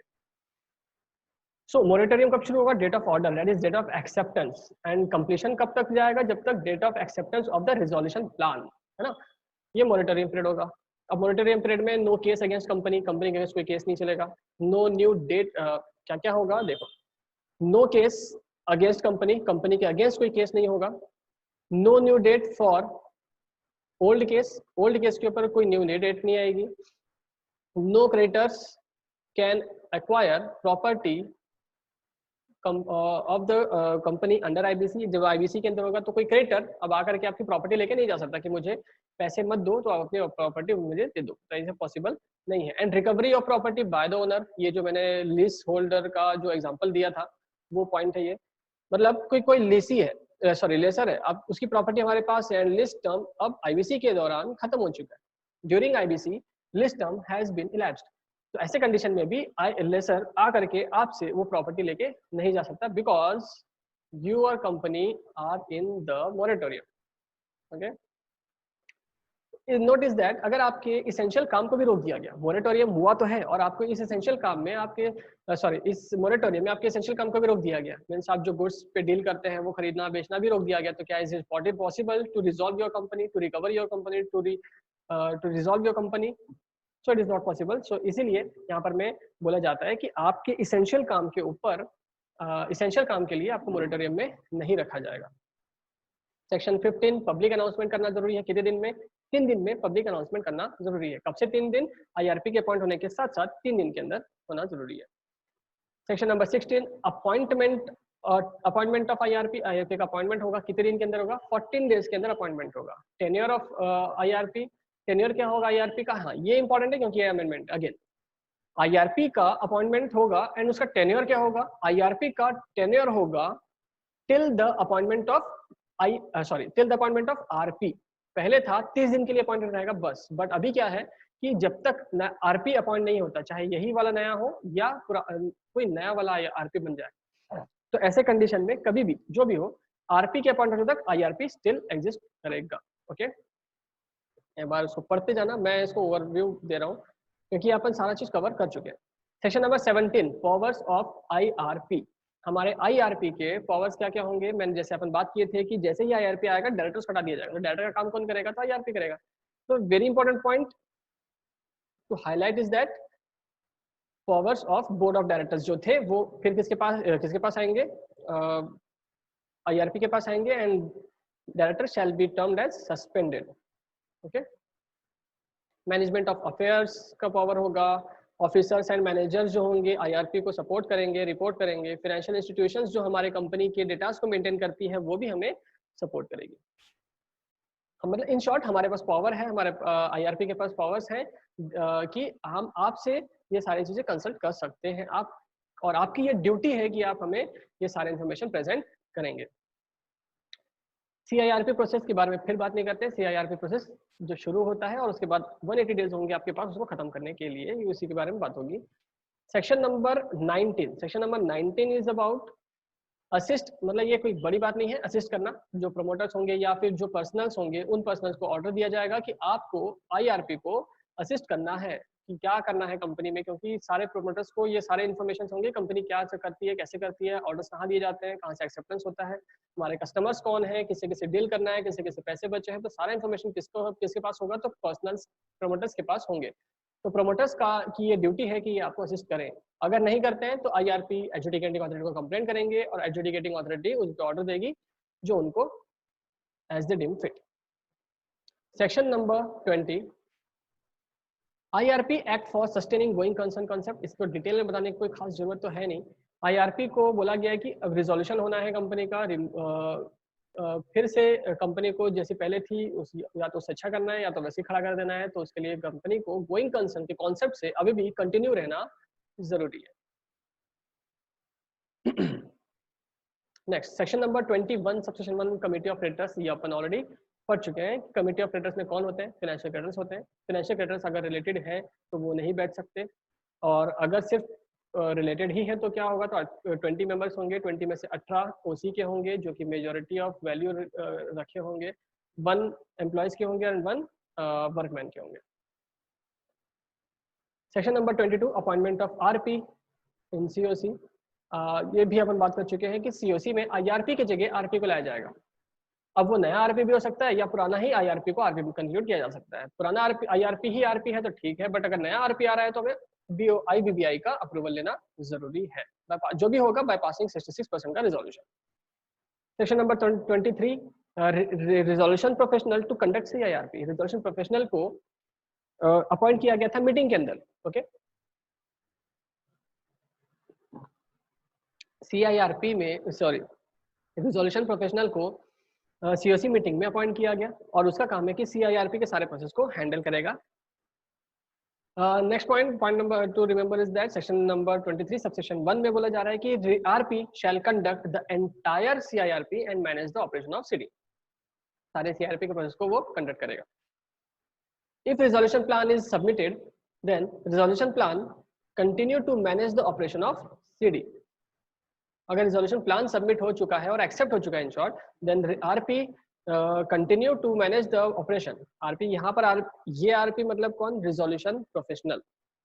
तो resolution professional continue the manage to manage the operation of the company that is corporate debtor after expiry of CIRP. जो 180 डेज खत्म होने के बाद, एक्सेप्टेंस होने के बाद, एक्चुअली जैसे ही एक्सेप्टेंस हो जाएगा उसके बाद CIRP RP resolution professional resolution plan के पर बेस होकर के आगे वर्क करेगा।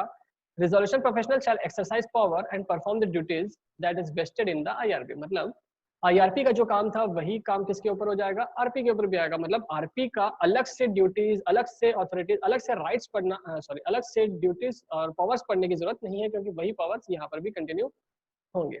हाँ, बट अगर कोई नया आरपी है, पुराने आईआरपी की जगह नया आरपी आया है, तो पुराना वाला आईआरपी सारे डॉक्यूमेंट जो कलेक्ट किए थे वो सारे हैंड ओवर करेगा किसको, आरपी को। तो second section number 3 is all about that. Section number 24 meeting of COC. अब इसके बारे में हम बात कर चुके हैं कि नोटिस क्या किसको किसको दिया जाएगा, कोरम कौन कौन सा कब कब होगा, एडजर्न होने में क्या होता है, कौन कौन प्रेजेंट हो सकता है, and all that. 25 section number 25 duties of RP. RP की अब कुछ ड्यूटीज होंगी, वो क्या होंगी, वही कंटिन्यूड है, इसमें कुछ नया कुछ खास बात नहीं है पढ़ने के लिए, तो एक बार इसको आप रीड कर लेना। Section number 27 replacement of RP. फिर वही पॉइंट जो अपन ने हिंट में बात की थी कि नया आरपी अगर आना होगा तो आईयूबीआई का अप्रूवल लेना जरूरी है। तो सीओसी पहले अपने 66% पास करके सजेशन लेगी और वो एडजुडिकेटिंग अथॉरिटी को सजेशन देगी कि ये नया आरपी हमारा होना चाहिए। वो एडजुडिकेटिंग अथॉरिटी अब आईबीबीआई के हेल्प से अप्रूवल देगा कि क्या वो नया आईआरपी को आरपी बनाना है या नहीं बनाना है। ओके, तो ये वही चीज है जो आपने ऑलरेडी पढ़ चुके हैं। Specified action which require 66% approval. Section 28 में बोलता है कि आरपी तो बहुत सारे काम कर सकता है, बट कुछ पॉइंट ऐसे होंगे जो जिसको सीओसी के मीटिंग सीओसी का अप्रूवल लेना जरूरी होगा बाय पासिंग 66% रिजोल्यूशन। मतलब आरपी को रिजोल्यूशन प्रोफेशनल के पास अथॉरिटी है कि वो सारे वर्क को कंडक्ट कर सकता है, मतलब जो डायरेक्टर के पास वर्क थे। अब डायरेक्टर को तो क्रेडिटर से आकर के बात करने की जरूरत नहीं होती है, तो यहाँ पर भी आरपी के पास भी अथॉरिटी थी कि वो बिना सीओसी के कुछ भी काम कर सकते हैं, बट कुछ कुछ वर्क ऐसे हैं जहां पर में सीओसी का अप्रूवल लेना जरूरी है, और that point is talking in the section number 28। अगर उससे ज्यादा काम करते हैं तो वो वॉइड माना जाएगा। मतलब कि आपको बोला गया कि वो काम है और उन कामों को आपको सीओसी का अप्रूवल लेना जरूरी है, बट आपने उसके बिना ही उसके बिना ही वो काम को कंडक्ट कर दिया, then that process shall be termed as void in the name of in that case। Section number 29A मतलब ऐसे कौन से पर्सन्स हैं जो रिजोल्यूशन एप्लीकेंट नहीं बन सकते। जो रिजोल्यूशन सबमिट करेंगे उसका कौन कौन से पर्सन होंगे वो एप्लीकेंट नहीं बन सकते हैं। तो वो पहला होगा अच्छा, इसको स्टार्ट करने से पहले मैं हिंट दे दूं कि 3 सेक्शंस होंगे यहाँ, 3 एक्ट्स हैं जिनके बेसिस पे आप लोग समझें, याद रखेंगे कि ये कौन से पर्सन हैं जिनके ऊपर जो लोग ये रिजोल्यूशन एप्लीकेंट नहीं बन सकते। तो सेबी ने जिसको प्रोहिबिट किया होगा, आरबीआई ने जिसको डिफॉल्टर माना होगा, और कंपनीज एक्ट ने जिसको बाहर निकाला होगा, जिसको कंपनीज एक्ट भी मना करता है कि आप कंपनीज एक्ट में कैपेबल नहीं हो। तो ये 3 एक्ट है, तो 5 पर्सन होंगे हमारे पास यहाँ पर में जो डिस्क्वालीफाइड माने जाएंगे, यहाँ रिजोल्यूशन एप्लीकेंट नहीं है। तो उनमें से 3 तो ऐसे ही है जिसको अपन याद कर सकते हैं 3 एक्ट के थ्रू। सो अपन रीड करते हैं अभी। अनडिस्चार्ज इंसॉल्वेंट, अगर वो अनडिस्चार्ज इंसॉल्वेंट है तो ऑब्वियसली वो एक रिजोल्यूशन एप्लीकेंट नहीं बन सकता। अनडिस्चार्ज इंसॉल्वेंट मतलब कि वो इंसॉल्वेंट तो है लेकिन अभी तक के कोर्ट ने उस पर सजेस्ट अप्रूवल नहीं दिया है, डिस्चार्ज नहीं किया है उसे, उसकी लायबिलिटी से डिस्चार्ज नहीं किया गया। Wilful defaulter as RBI guidelines, RBI की कोई गाइडलाइंस है और उसके बेसिस पे वो डिफॉल्टर है, तो disqualified to the act as a director. Companies act में जो डायरेक्टरशिप होती है उसकी में अगर डिस्क्वालीफाई है तो वो यहाँ भी डिस्क्वालीफाई है। सेबी ने प्रोहिबिट करके रखा है वहां पर, तो वो यहाँ पर भी प्रोहिबिटेड होगा। कन्विक्टेड पनिशेबल, कन्विक्टेड ऑफेंस, अगर आपने ऑफेंस कन्विक्ट किया है 2 साल और जिसके लिए आपको पनिशेबल हुए हो 2 साल के लिए या तो 7 साल के लिए। अभी आप लोग क्या पढ़ रहे हैं, कन्विक्टेड ऑफेंस। ओके, पहले ये अपन ये पढ़ेंगे convicted offence for either for 2 years, आपका 2 साल का ऑफेंस होगा, पनिशमेंट होगा, या फिर 7 साल का पनिशमेंट होगा। अब वो किसके ऊपर बेस्ड होगा, अगर आप शेड्यूल 12 के ऊपर में के से बिलोंगिंग किसी चीज के ऊपर अगेंस्ट में जाते हो तो आपको 2 साल की अगर सजा होती है तो फॉलो किया जाएगा। और उसके अलावा जो भी लॉज हैं और उनके ऊपर अगर आपके ऊपर एक्शन लिया गया है, आपको इम्प्रिजनमेंट दी गई है और वो 2 साल या 7 साल रिस्पेक्टिवली है, तो ऐसे कंडीशन में आप प्रोहिबिटेड हो कितने साल के लिए? 2 साल के लिए। ओके, तो आप अगले 2 साल के लिए प्रोहिबिटेड हो कि आप इस एक्ट में रिजोल्यूशन एप्लीकेंट नहीं बन सकते। तो आपका 2 साल खत्म हो गया तो अगले 2 साल तक, या 7 साल खत्म हो गया तो अगले 2 साल तक आप रिजोल्यूशन एप्लीकेंट नहीं बन सकते। Okay, that was section 29A। ये अपन पढ़ चुके हैं। रिप्लेसमेंट ऑफ आरपी, आरपी को रिप्लेस करना होगा तो क्या करना होगा, ये अपन पढ़ चुके हैं। ये वही चीजें फिर से आ गई है। एक्सटेंशन ऑफ CIRP, CRP का एक्सटेंशन ये भी अपन पढ़ चुके हैं। 180 डेज मिलता है, एक्सटेंशन मिलेगा 90 डेज का, और वो कितने बार मिलेगा? एक ही मिलेगा, बाय पासिंग 66% का रिजोल्यूशन। इसमें एक नया पॉइंट बस ऐड कर दिया गया है, ये अमेंडमेंट है बस ये कि हम लोग का सारा काम एप्लीकेशन फाइल करने के बाद से लेकर के, मतलब एप्लीकेंट ने एप्लीकेशन फाइल किया था वहां से लेकर के acceptance of resolution plan shall be completed with in the 330 days. ये 180 और 90 को प्लस करके हम लोग का 270 होता है, बट हम लोग को एडिशनल कितने मिल रहे हैं? 330। अब पॉइंट फिर बात आती है 330 270 180 प्लस 90 का 270 का डेज जो मिला है वो कहाँ से मिला है? After accepting your application by the NCLT। But 330 days कहाँ से कैलकुलेट किया जाएगा? आपके एप्लीकेशन मेड करने के बाद से। Okay, so that is a quite new amendment for this completion of the CRP process.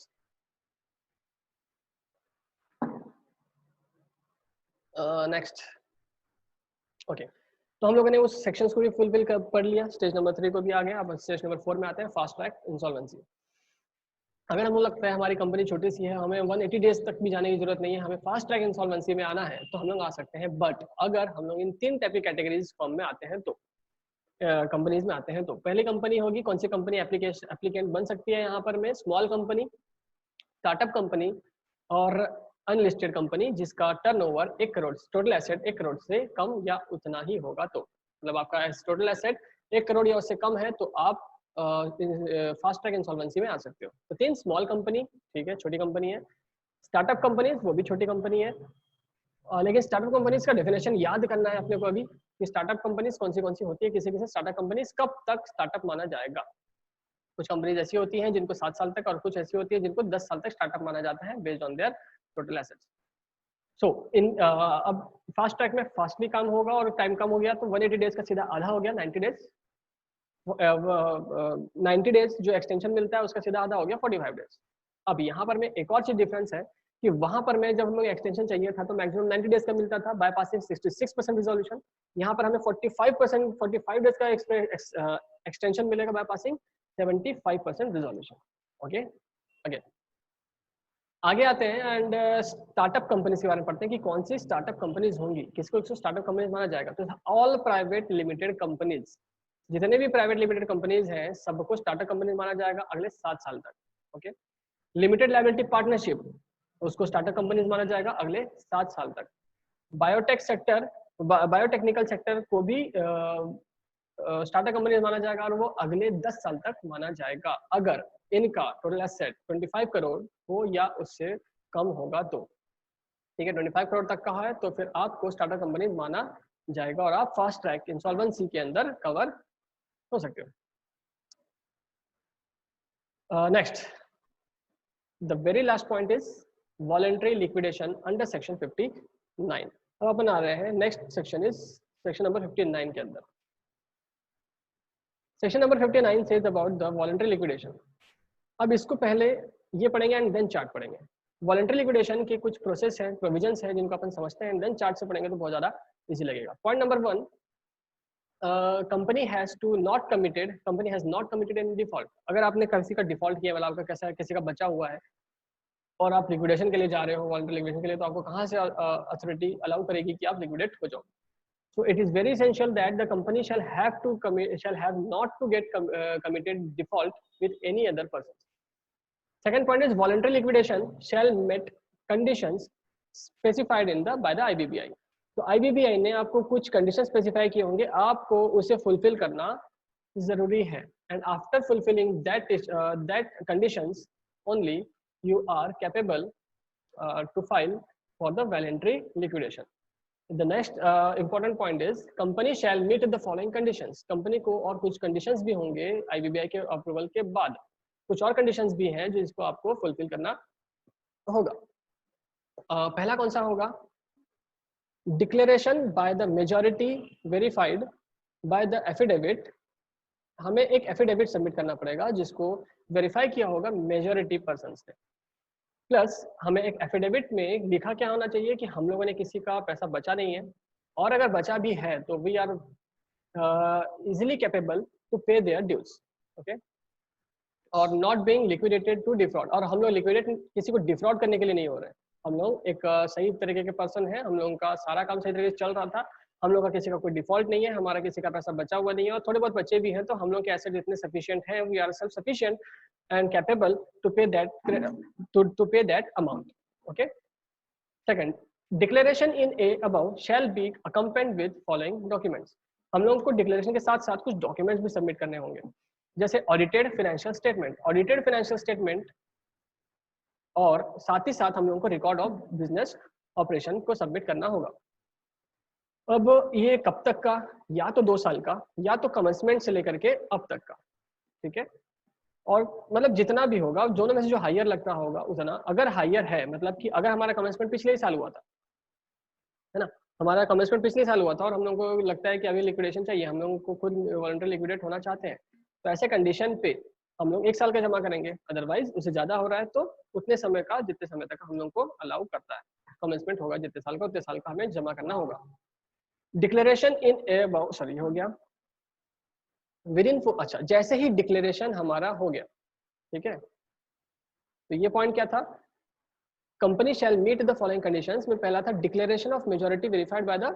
हम लोग को डिक्लेरेशन सबमिट करना, डिक्लेरेशन फाइल कर देना अपने आप में कि हम लोगों को ये सारी चीजें अब कंफर्म्ड है कि हम लोगों ने बोर्ड के साथ डिस्कस कर लिया है कि हम लोग का कोई भी अमाउंट ड्यू नहीं है, और अगर थोड़ा बहुत ड्यू भी है तो हम लोग रिपे कर देंगे. एफिडेविट में लिखा हुआ है ये सारी चीजें, और कोई डिफॉल्ट नहीं कर रहे हैं हम लोग, कोई डिफॉल्ट ही नहीं है हम लोग. और इन ये सब होने के बाद, कुछ इन्फॉर्मेशन और डॉक्यूमेंटेशन के बाद, हम लोगों को 4 हफ्ते के अंदर एसआर पास करना होगा. हमें अपने मेंबर्स का अप्रूवल लेना होगा. पहले किससे अप्रूवल लेंगे? अपने मेंबर्स से अप्रूवल लेंगे. Approval shall be taken by SR और OR as the case may be. SR कब लेंगे और ओआर कब लेंगे? पहले बात करते हैं ओआर कब लेंगे. ओआर मतलब एक नॉर्मल इशू है. ओआर मतलब ऑर्डिनरी रिजर्वेशन, मतलब 51% कब लेना है हमें अप्रूवल?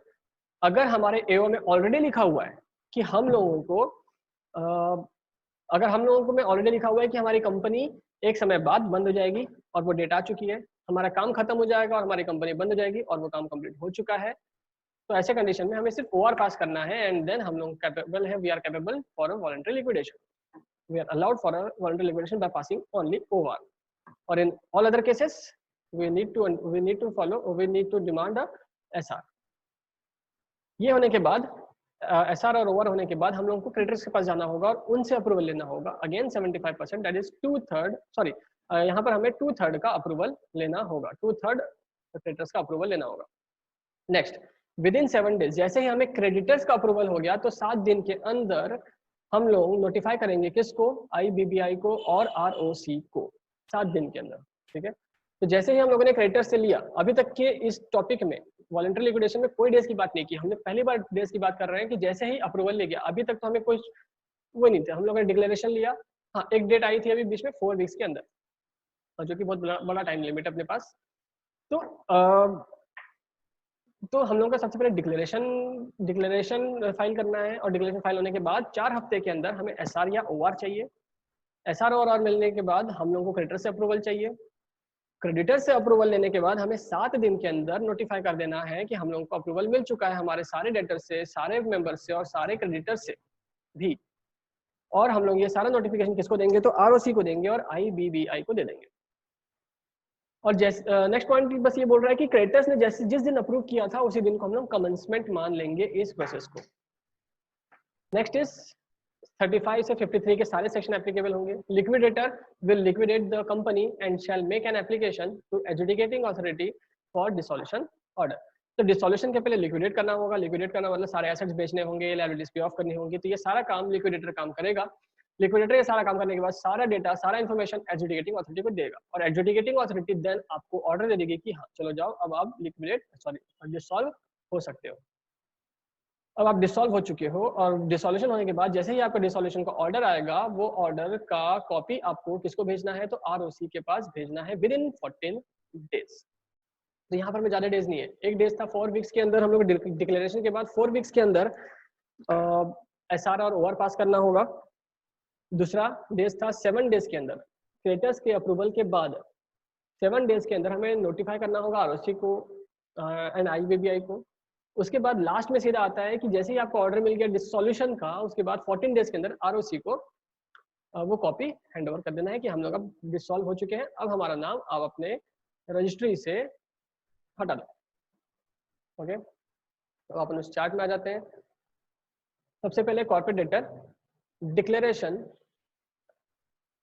सैंक्शन करेंगे बोर्ड में। बोर्ड में जैसे डिक्लेरेशन हुआ, उस डिक्लेरेशन में जैसे ही सैंक्शन होगा, उसके बाद 4 वीक्स के अंदर हमें अप्रूवल चाहिए किसका, मेंबर्स का, बाय एसआर और ओआर एज केस में भी। जैसे ही हुआ, हम लोगों को अब अप्रूवल चाहिए किसका, क्रेडिटर्स का। क्रेडिटर्स का अप्रूवल कितना चाहिए, तो हमें 2/3 का अप्रूवल चाहिए। एक्चुअली ये 2/3 का अप्रूवल हमें यहाँ लिखना था, हम लोग गलती से यहाँ लिख चुके। ओके, अप्रूवल चाहिए किसका, क्रेडिटर्स का। जैसे ही हमें क्रेडिटर्स का अप्रूवल मिल गया, हम लोग अब 7 दिन के अंदर आरओसी को क्या करेंगे और बोर्ड को क्या करेंगे, नोटिफाई करेंगे that we have completed all the process till now. हम लोग का अभी तक का सारा प्रोसेस कंप्लीट हो चुका है, चाहे वो डिक्लेरेशन का हो या हम लोगों को इससे इंफॉर्मेशन लेना हो, किससे, सॉरी अप्रूवल लेना हो मेंबर से एंड क्रेडिटर से। ये होने के बाद अब लिक्विडेटर के पास अथॉरिटी है कि लिक्विडेटर लिक्विडेट करने के लिए रेडी है। तो लिक्विडेटर अपना काम करेगा, लिक्विडेशन करेगा। लिक्विडेशन जो भी इंफॉर्मेशन होगा वो सारा डेटा, सारा प्रोसेस सबमिट कर देगा किसको, एडजुडिकेटिंग अथॉरिटी को। एडजुडिकेटिंग अथॉरिटी अब क्या करेगी, हमें डिसॉल्यूशन का ऑर्डर दे देगी। अब सारे एसेट तो बिक ही गए, अब कंपनी को लिक्विडेट डिसॉल्व होने का ही ऑर्डर देना पॉसिबल बचा है। अब कंपनी आपको डिसॉल्यूशन का ऑर्डर देगी और जो कंपनी अब वो 14 डेज के अंदर आरओसी को कॉपी फॉरवर्ड कर देगी। Okay, so this is all the process of voluntary liquidation. Voluntary liquidation, sorry, एक और टॉपिक बचा हुआ है voluntary liquidation में, priority of the claim, और which is very important. Priority of claim, priority of claim में ये लिक्विडेशन का पार्ट है। मतलब कि लिक्विडेटर जब लिक्विडेट करेगा, तो लिक्विडेट करते समय एसेट बेचेगा, पेनल्टीज पे करेगा, तो पेमेंट किसको किसको पहले होगा, ये हमें प्रायोरिटी ऑफ क्लेम्स में समझना है। अब प्रायोरिटी ऑफ क्लेम में समझने के पहले हम लोग एक चीज और समझ लेंगे जो मैं इस नोट्स में बनाना भूल गया हूँ। तो यू शुड नीड टू, आपको थोड़ा ध्यान देना ज़्यादा जरूरी होगा यहाँ पर में। So let start for that concept is that कि आपका कोई सिक्योर्ड क्रेडिटर है। अगर कोई आपका सिक्योर्ड क्रेडिटर है और उसके पास आपके कोई एसेट रखे हैं, अब उस सिक्योर्ड क्रेडिटर के पास 2 ऑप्शन है। या तो सेक्शन नंबर 52 को एक्सेप्ट करें, रिलिंक्विश करें, सॉरी एक्सेप्ट करें, मतलब कि या तो सेक्शन नंबर 52 के हिसाब से आप अपने एसेट को खुद बेचो, मतलब आपके पास जो सिक्योरिटी रखी हुई है आप उस एसेट को बेचो और जो पैसे आएंगे वो रख लो। जो एक्सेस पैसे आए हुए हैं वो आप लिक्विडेटर को दे दो and liquidator will do further process by the help of that money. अब यहाँ पर 2 प्रॉब्लम हो जाती है, इस ऑप्शन में 2 प्रॉब्लम हो जाती है। बट एक चीज तो अच्छी है कि ज्यादा पैसे मिल गए तो अच्छा है, बट अगर कम पैसे मिले तो बचे हुए पैसे वो लिक्विडेटर से अलग से रिकवर कराना होता है। दूसरा ऑप्शन है कि वो अपने सिक्योरिटी रखे हुए एसेट को लिक्विडेटर को हैंड ओवर कर दे और लिक्विडेटर उस एसेट को बेचेगा एंड आपको आपका पैसा रिटर्न कर देगा। दोनों प्रोसेस एक जैसे ही लगते हैं, बट दोनों प्रोसेस में एक डिफरेंस आता है रैंकिंग का, कि आपका जो पैसा होगा, बचा हुआ पैसा होगा, वो आपको कब रिटर्न किया जाएगा। मतलब अगर आपने सेक्शन 52 के हिसाब से अगर आपने अपने राइट को एक्सेप्ट किया है कि आप अपने सिक्योरिटी को खुद बेचोगे एंड पैसे रिकवर करोगे, बट अगर थोड़ा बहुत बचा हुआ पैसा है ना, मतलब अगर आपने 5 लाख रुपीज रिकवर करने थे और एसेट बेच के आपको 4 लाख रिकवर हुए, तो 1 लाख अभी भी बचा हुआ है। वो 1 लाख कब रिकवर किया जाएगा, वो 1 लाख आपको लिक्विडेटर देगा, 1 लाख आपको देगा पॉइंट नंबर 5 में, रैंक नंबर 5 में। मतलब पहले 4 लोगों को पे किया जाएगा, उसके बाद बचेगा तो आपको सेंट्रल गवर्नमेंट के रिक्वायरमेंट के साथ साथ, मतलब सेंट्रल गवर्नमेंट के साथ साथ स्टेट गवर्नमेंट के साथ साथ आपको बचे हुए पैसे दिए जाएंगे। मतलब आपको तब रैंक 5 में रखा जाएगा। ओके, अगर लिक्विडेटर ने ही आपके सारे एसेट को बेचा और आपको पेमेंट एक साथ दे दिया, तो ये इसकी पॉसिबिलिटी और इसकी रैंकिंग है आपकी रैंक नंबर 2, और ये रैंक नंबर 2 मिलेगा आपको वेजेस के साथ साथ। ओके, मतलब ये है कि आपके सिक्योर्ड क्रेडिटर को, एक हिंट समझ लो कि सिक्योर्ड क्रेडिटर को जब भी पेमेंट मिलेगा वो अकेले नहीं मिलेगा, तो उसको प्रोपोर्शनेटली मिलेगा। प्रोपोर्शनेटली मिलेगा तो क्या क्या होंगे, अगर आप राइट एक्सेप्ट कर रहे हो तो आपको सेंट्रल गवर्नमेंट स्टेट गवर्नमेंट के साथ मिलेगा प्रोपोर्शनेटली। अगर आप एक्सेप्ट नहीं कर रहे हो और लिक्विडेटर पूरा का पूरा अमाउंट आपको एक साथ दे देगा तो आपको वेजेस के साथ मिलेगा। ओके, आपको एक कॉन्सेप्ट समझ में आया? द मेन पॉइंट इज ये किसके लिए था, सिर्फ सिक्योर्ड क्रेडिटर्स के लिए था, जिसके पास आपकी मींस कॉर्पोरेट डेटर की कोई सिक्योरिटी रखी हुई है। अब सिक्योरिटी रखी हुई है तो आप या तो खुद बेचो या तो लिक्विडेटर को बोलो आप बेचो, आप पूरा पैसा मुझे दे दो।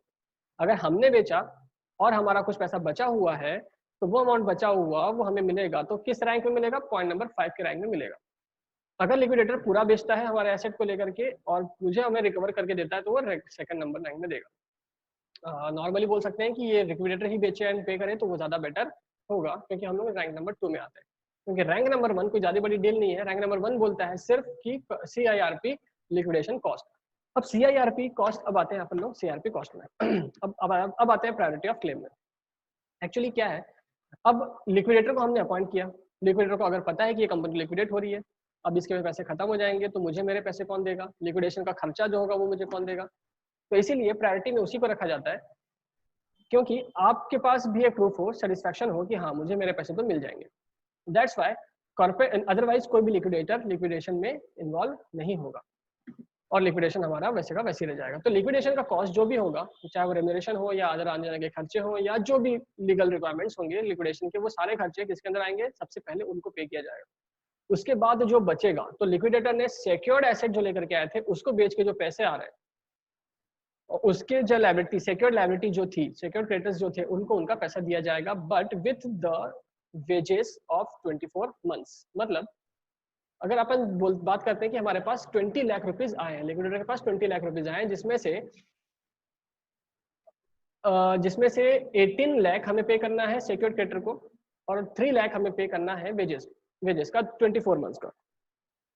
तो 24 मंथ्स का जो पेमेंट बचा हुआ है वो है 3 लाख और सिक्योर्ड क्रेडिटर्स का अमाउंट बचा हुआ है वो है 18 लाख और हमारे पास टोटल हो गया पेबल 21 लाख और हमारे पास पैसे हैं 20 लाख। तो हम लोग उसको प्रोपोर्शनेटली देंगे। ऐसा नहीं कि सिर्फ डेटर को दे दिया जाए, सेक्रेट क्रेडिटर को दे दिया जाए, और ऐसा भी नहीं कि सिर्फ पहले वेजेस को दे दिया जाए, बचा हुआ उसको दिया जाएगा। तो अपन प्रोपोर्शनेटली जिसकी जैसी लायबिलिटी है अपन प्रोपोर्शनेटली पे करेंगे।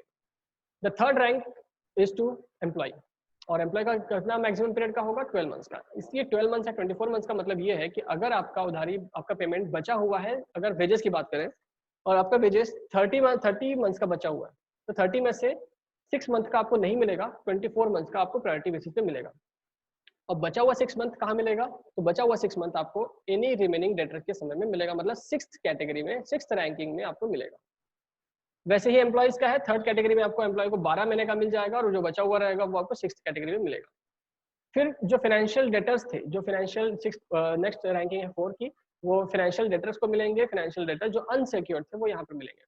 पॉइंट नंबर 5 अब ऑलरेडी डिस्कस कर चुके हैं, जो सेंट्रल गवर्नमेंट या स्टेट गवर्नमेंट के टैक्सेस होंगे या बहुत सारी चीजें होंगी, वो सारी चीजें यहाँ पर में डील की जाएंगी with secured creditors balance amount if they exercise their right।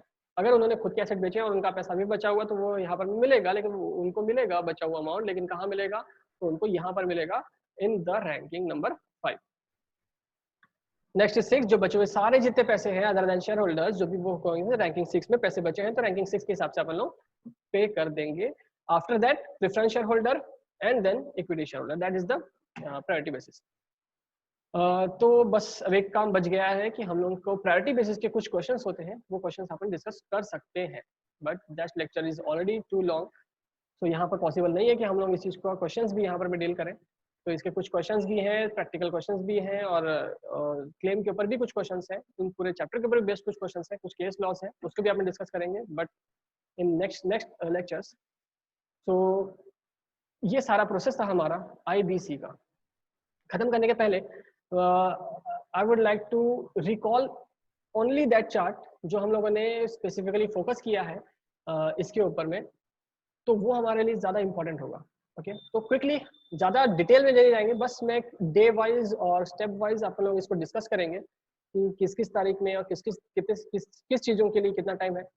अगर आपको क्लियरली समझ में आ चुका है तो आप इसको स्किप कर सकते हैं, आपका मैं टाइम ज़्यादा नहीं लूँगा, but I think that I wish that it is important to recall that। Okay, quick recall वो अपन डिटेल में पढ़े थे तो वो लंबा होगा, आप उसको रिवाइव बार बार देखोगे तो आपके लिए लंबा होगा, तो इसलिए मैं आपको यहाँ पर मैं रिकॉल करना चाहता हूँ। सो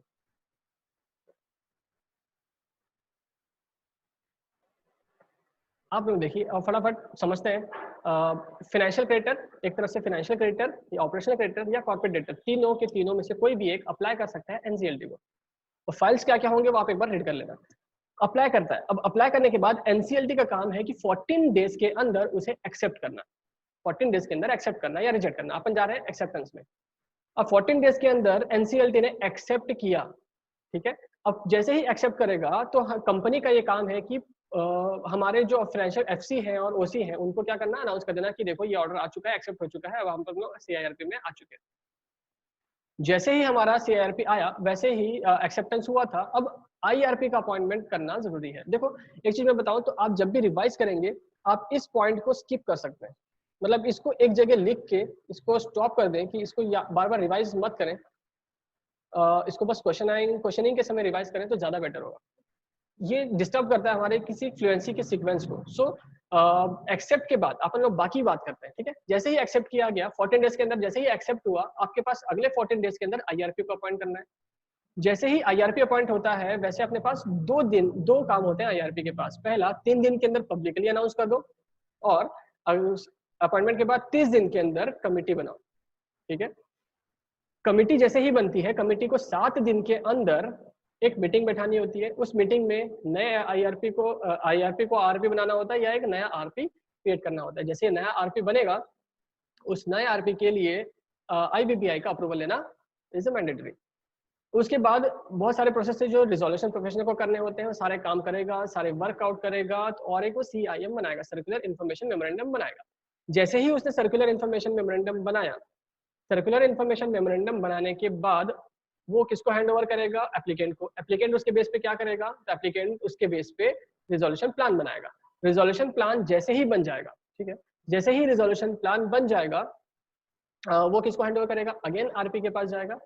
अब अपन यहाँ से थोड़ा और आगे कनेक्ट कर लेते हैं कि जैसे ही रिजोल्यूशन प्लान बन गया उसको कंपटीशन कमिटी, कंपटीशन एक्ट का अप्रूवल लेना होगा। यहाँ पर प्लान बन गया, हमें कंपटीशन एक्ट का अप्रूवल लेना है, वहां से अप्रूवल मिलेगा तो वो पास ऑन होगा किसको, कमिटी ऑफ क्रेडिटर्स को हैंड ओवर होगा। कमिटी ऑफ क्रेडिटर्स के पास जैसे ही आएगा, कमिटी ऑफ क्रेडिटर्स अब 66% पास करके उसको एनसीएलटी के पास भेजेंगे। एनसीएलटी उसे एक्सेप्ट कर देगा और एक्सेप्ट करने के बाद 1 साल के अंदर हमें other than IBC and other than competition act का अप्रूवल लेना होगा, क्योंकि आईबीसी का तो मिल ही चुका और कॉम्पिटिशन एक्ट का भी मिल चुका, हमने ले लिया है।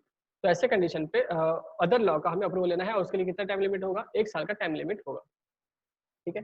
तो एक्सेप्टेंस ऑफ एप्लीकेशन से लेकर के एक्सेप्टेंस ऑफ रिजोल्यूशन प्लान तक के प्रोसेस को सीआईआरपी बोलते हैं, और उसके लिए 180 डेज मिलता है, 90 डेज का एक्सटेंशन मिलता है बाईपासिंग 66% रिजोल्यूशन, और ये जो भी मिलेगा वो एक बार ही मिलेगा।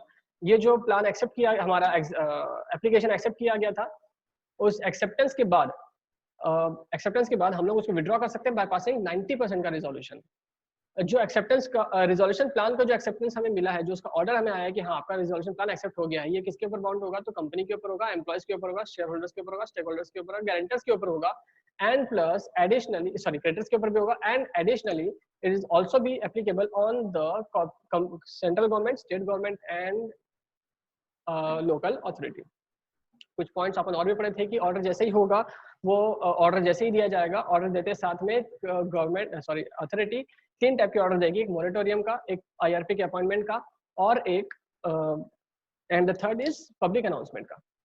तो ये 3 काम उसे करने होंगे। मोरेटोरियम क्या होता है, आईआरपी का अपॉइंटमेंट कितने समय के लिए होता है, ये सारी चीजें अपन डिटेल में पढ़ चुके हैं। अनाउंसमेंट कितने दिन में करना होता है, आईआरपी के अपॉइंटमेंट के बाद उसके कितने काम होते हैं इनिशियली, तो ये सारा प्रोसेस अपन लोग डीपली अच्छे से पढ़ चुके हैं। And this all are is the process of the insolvency and bankruptcy code 2016।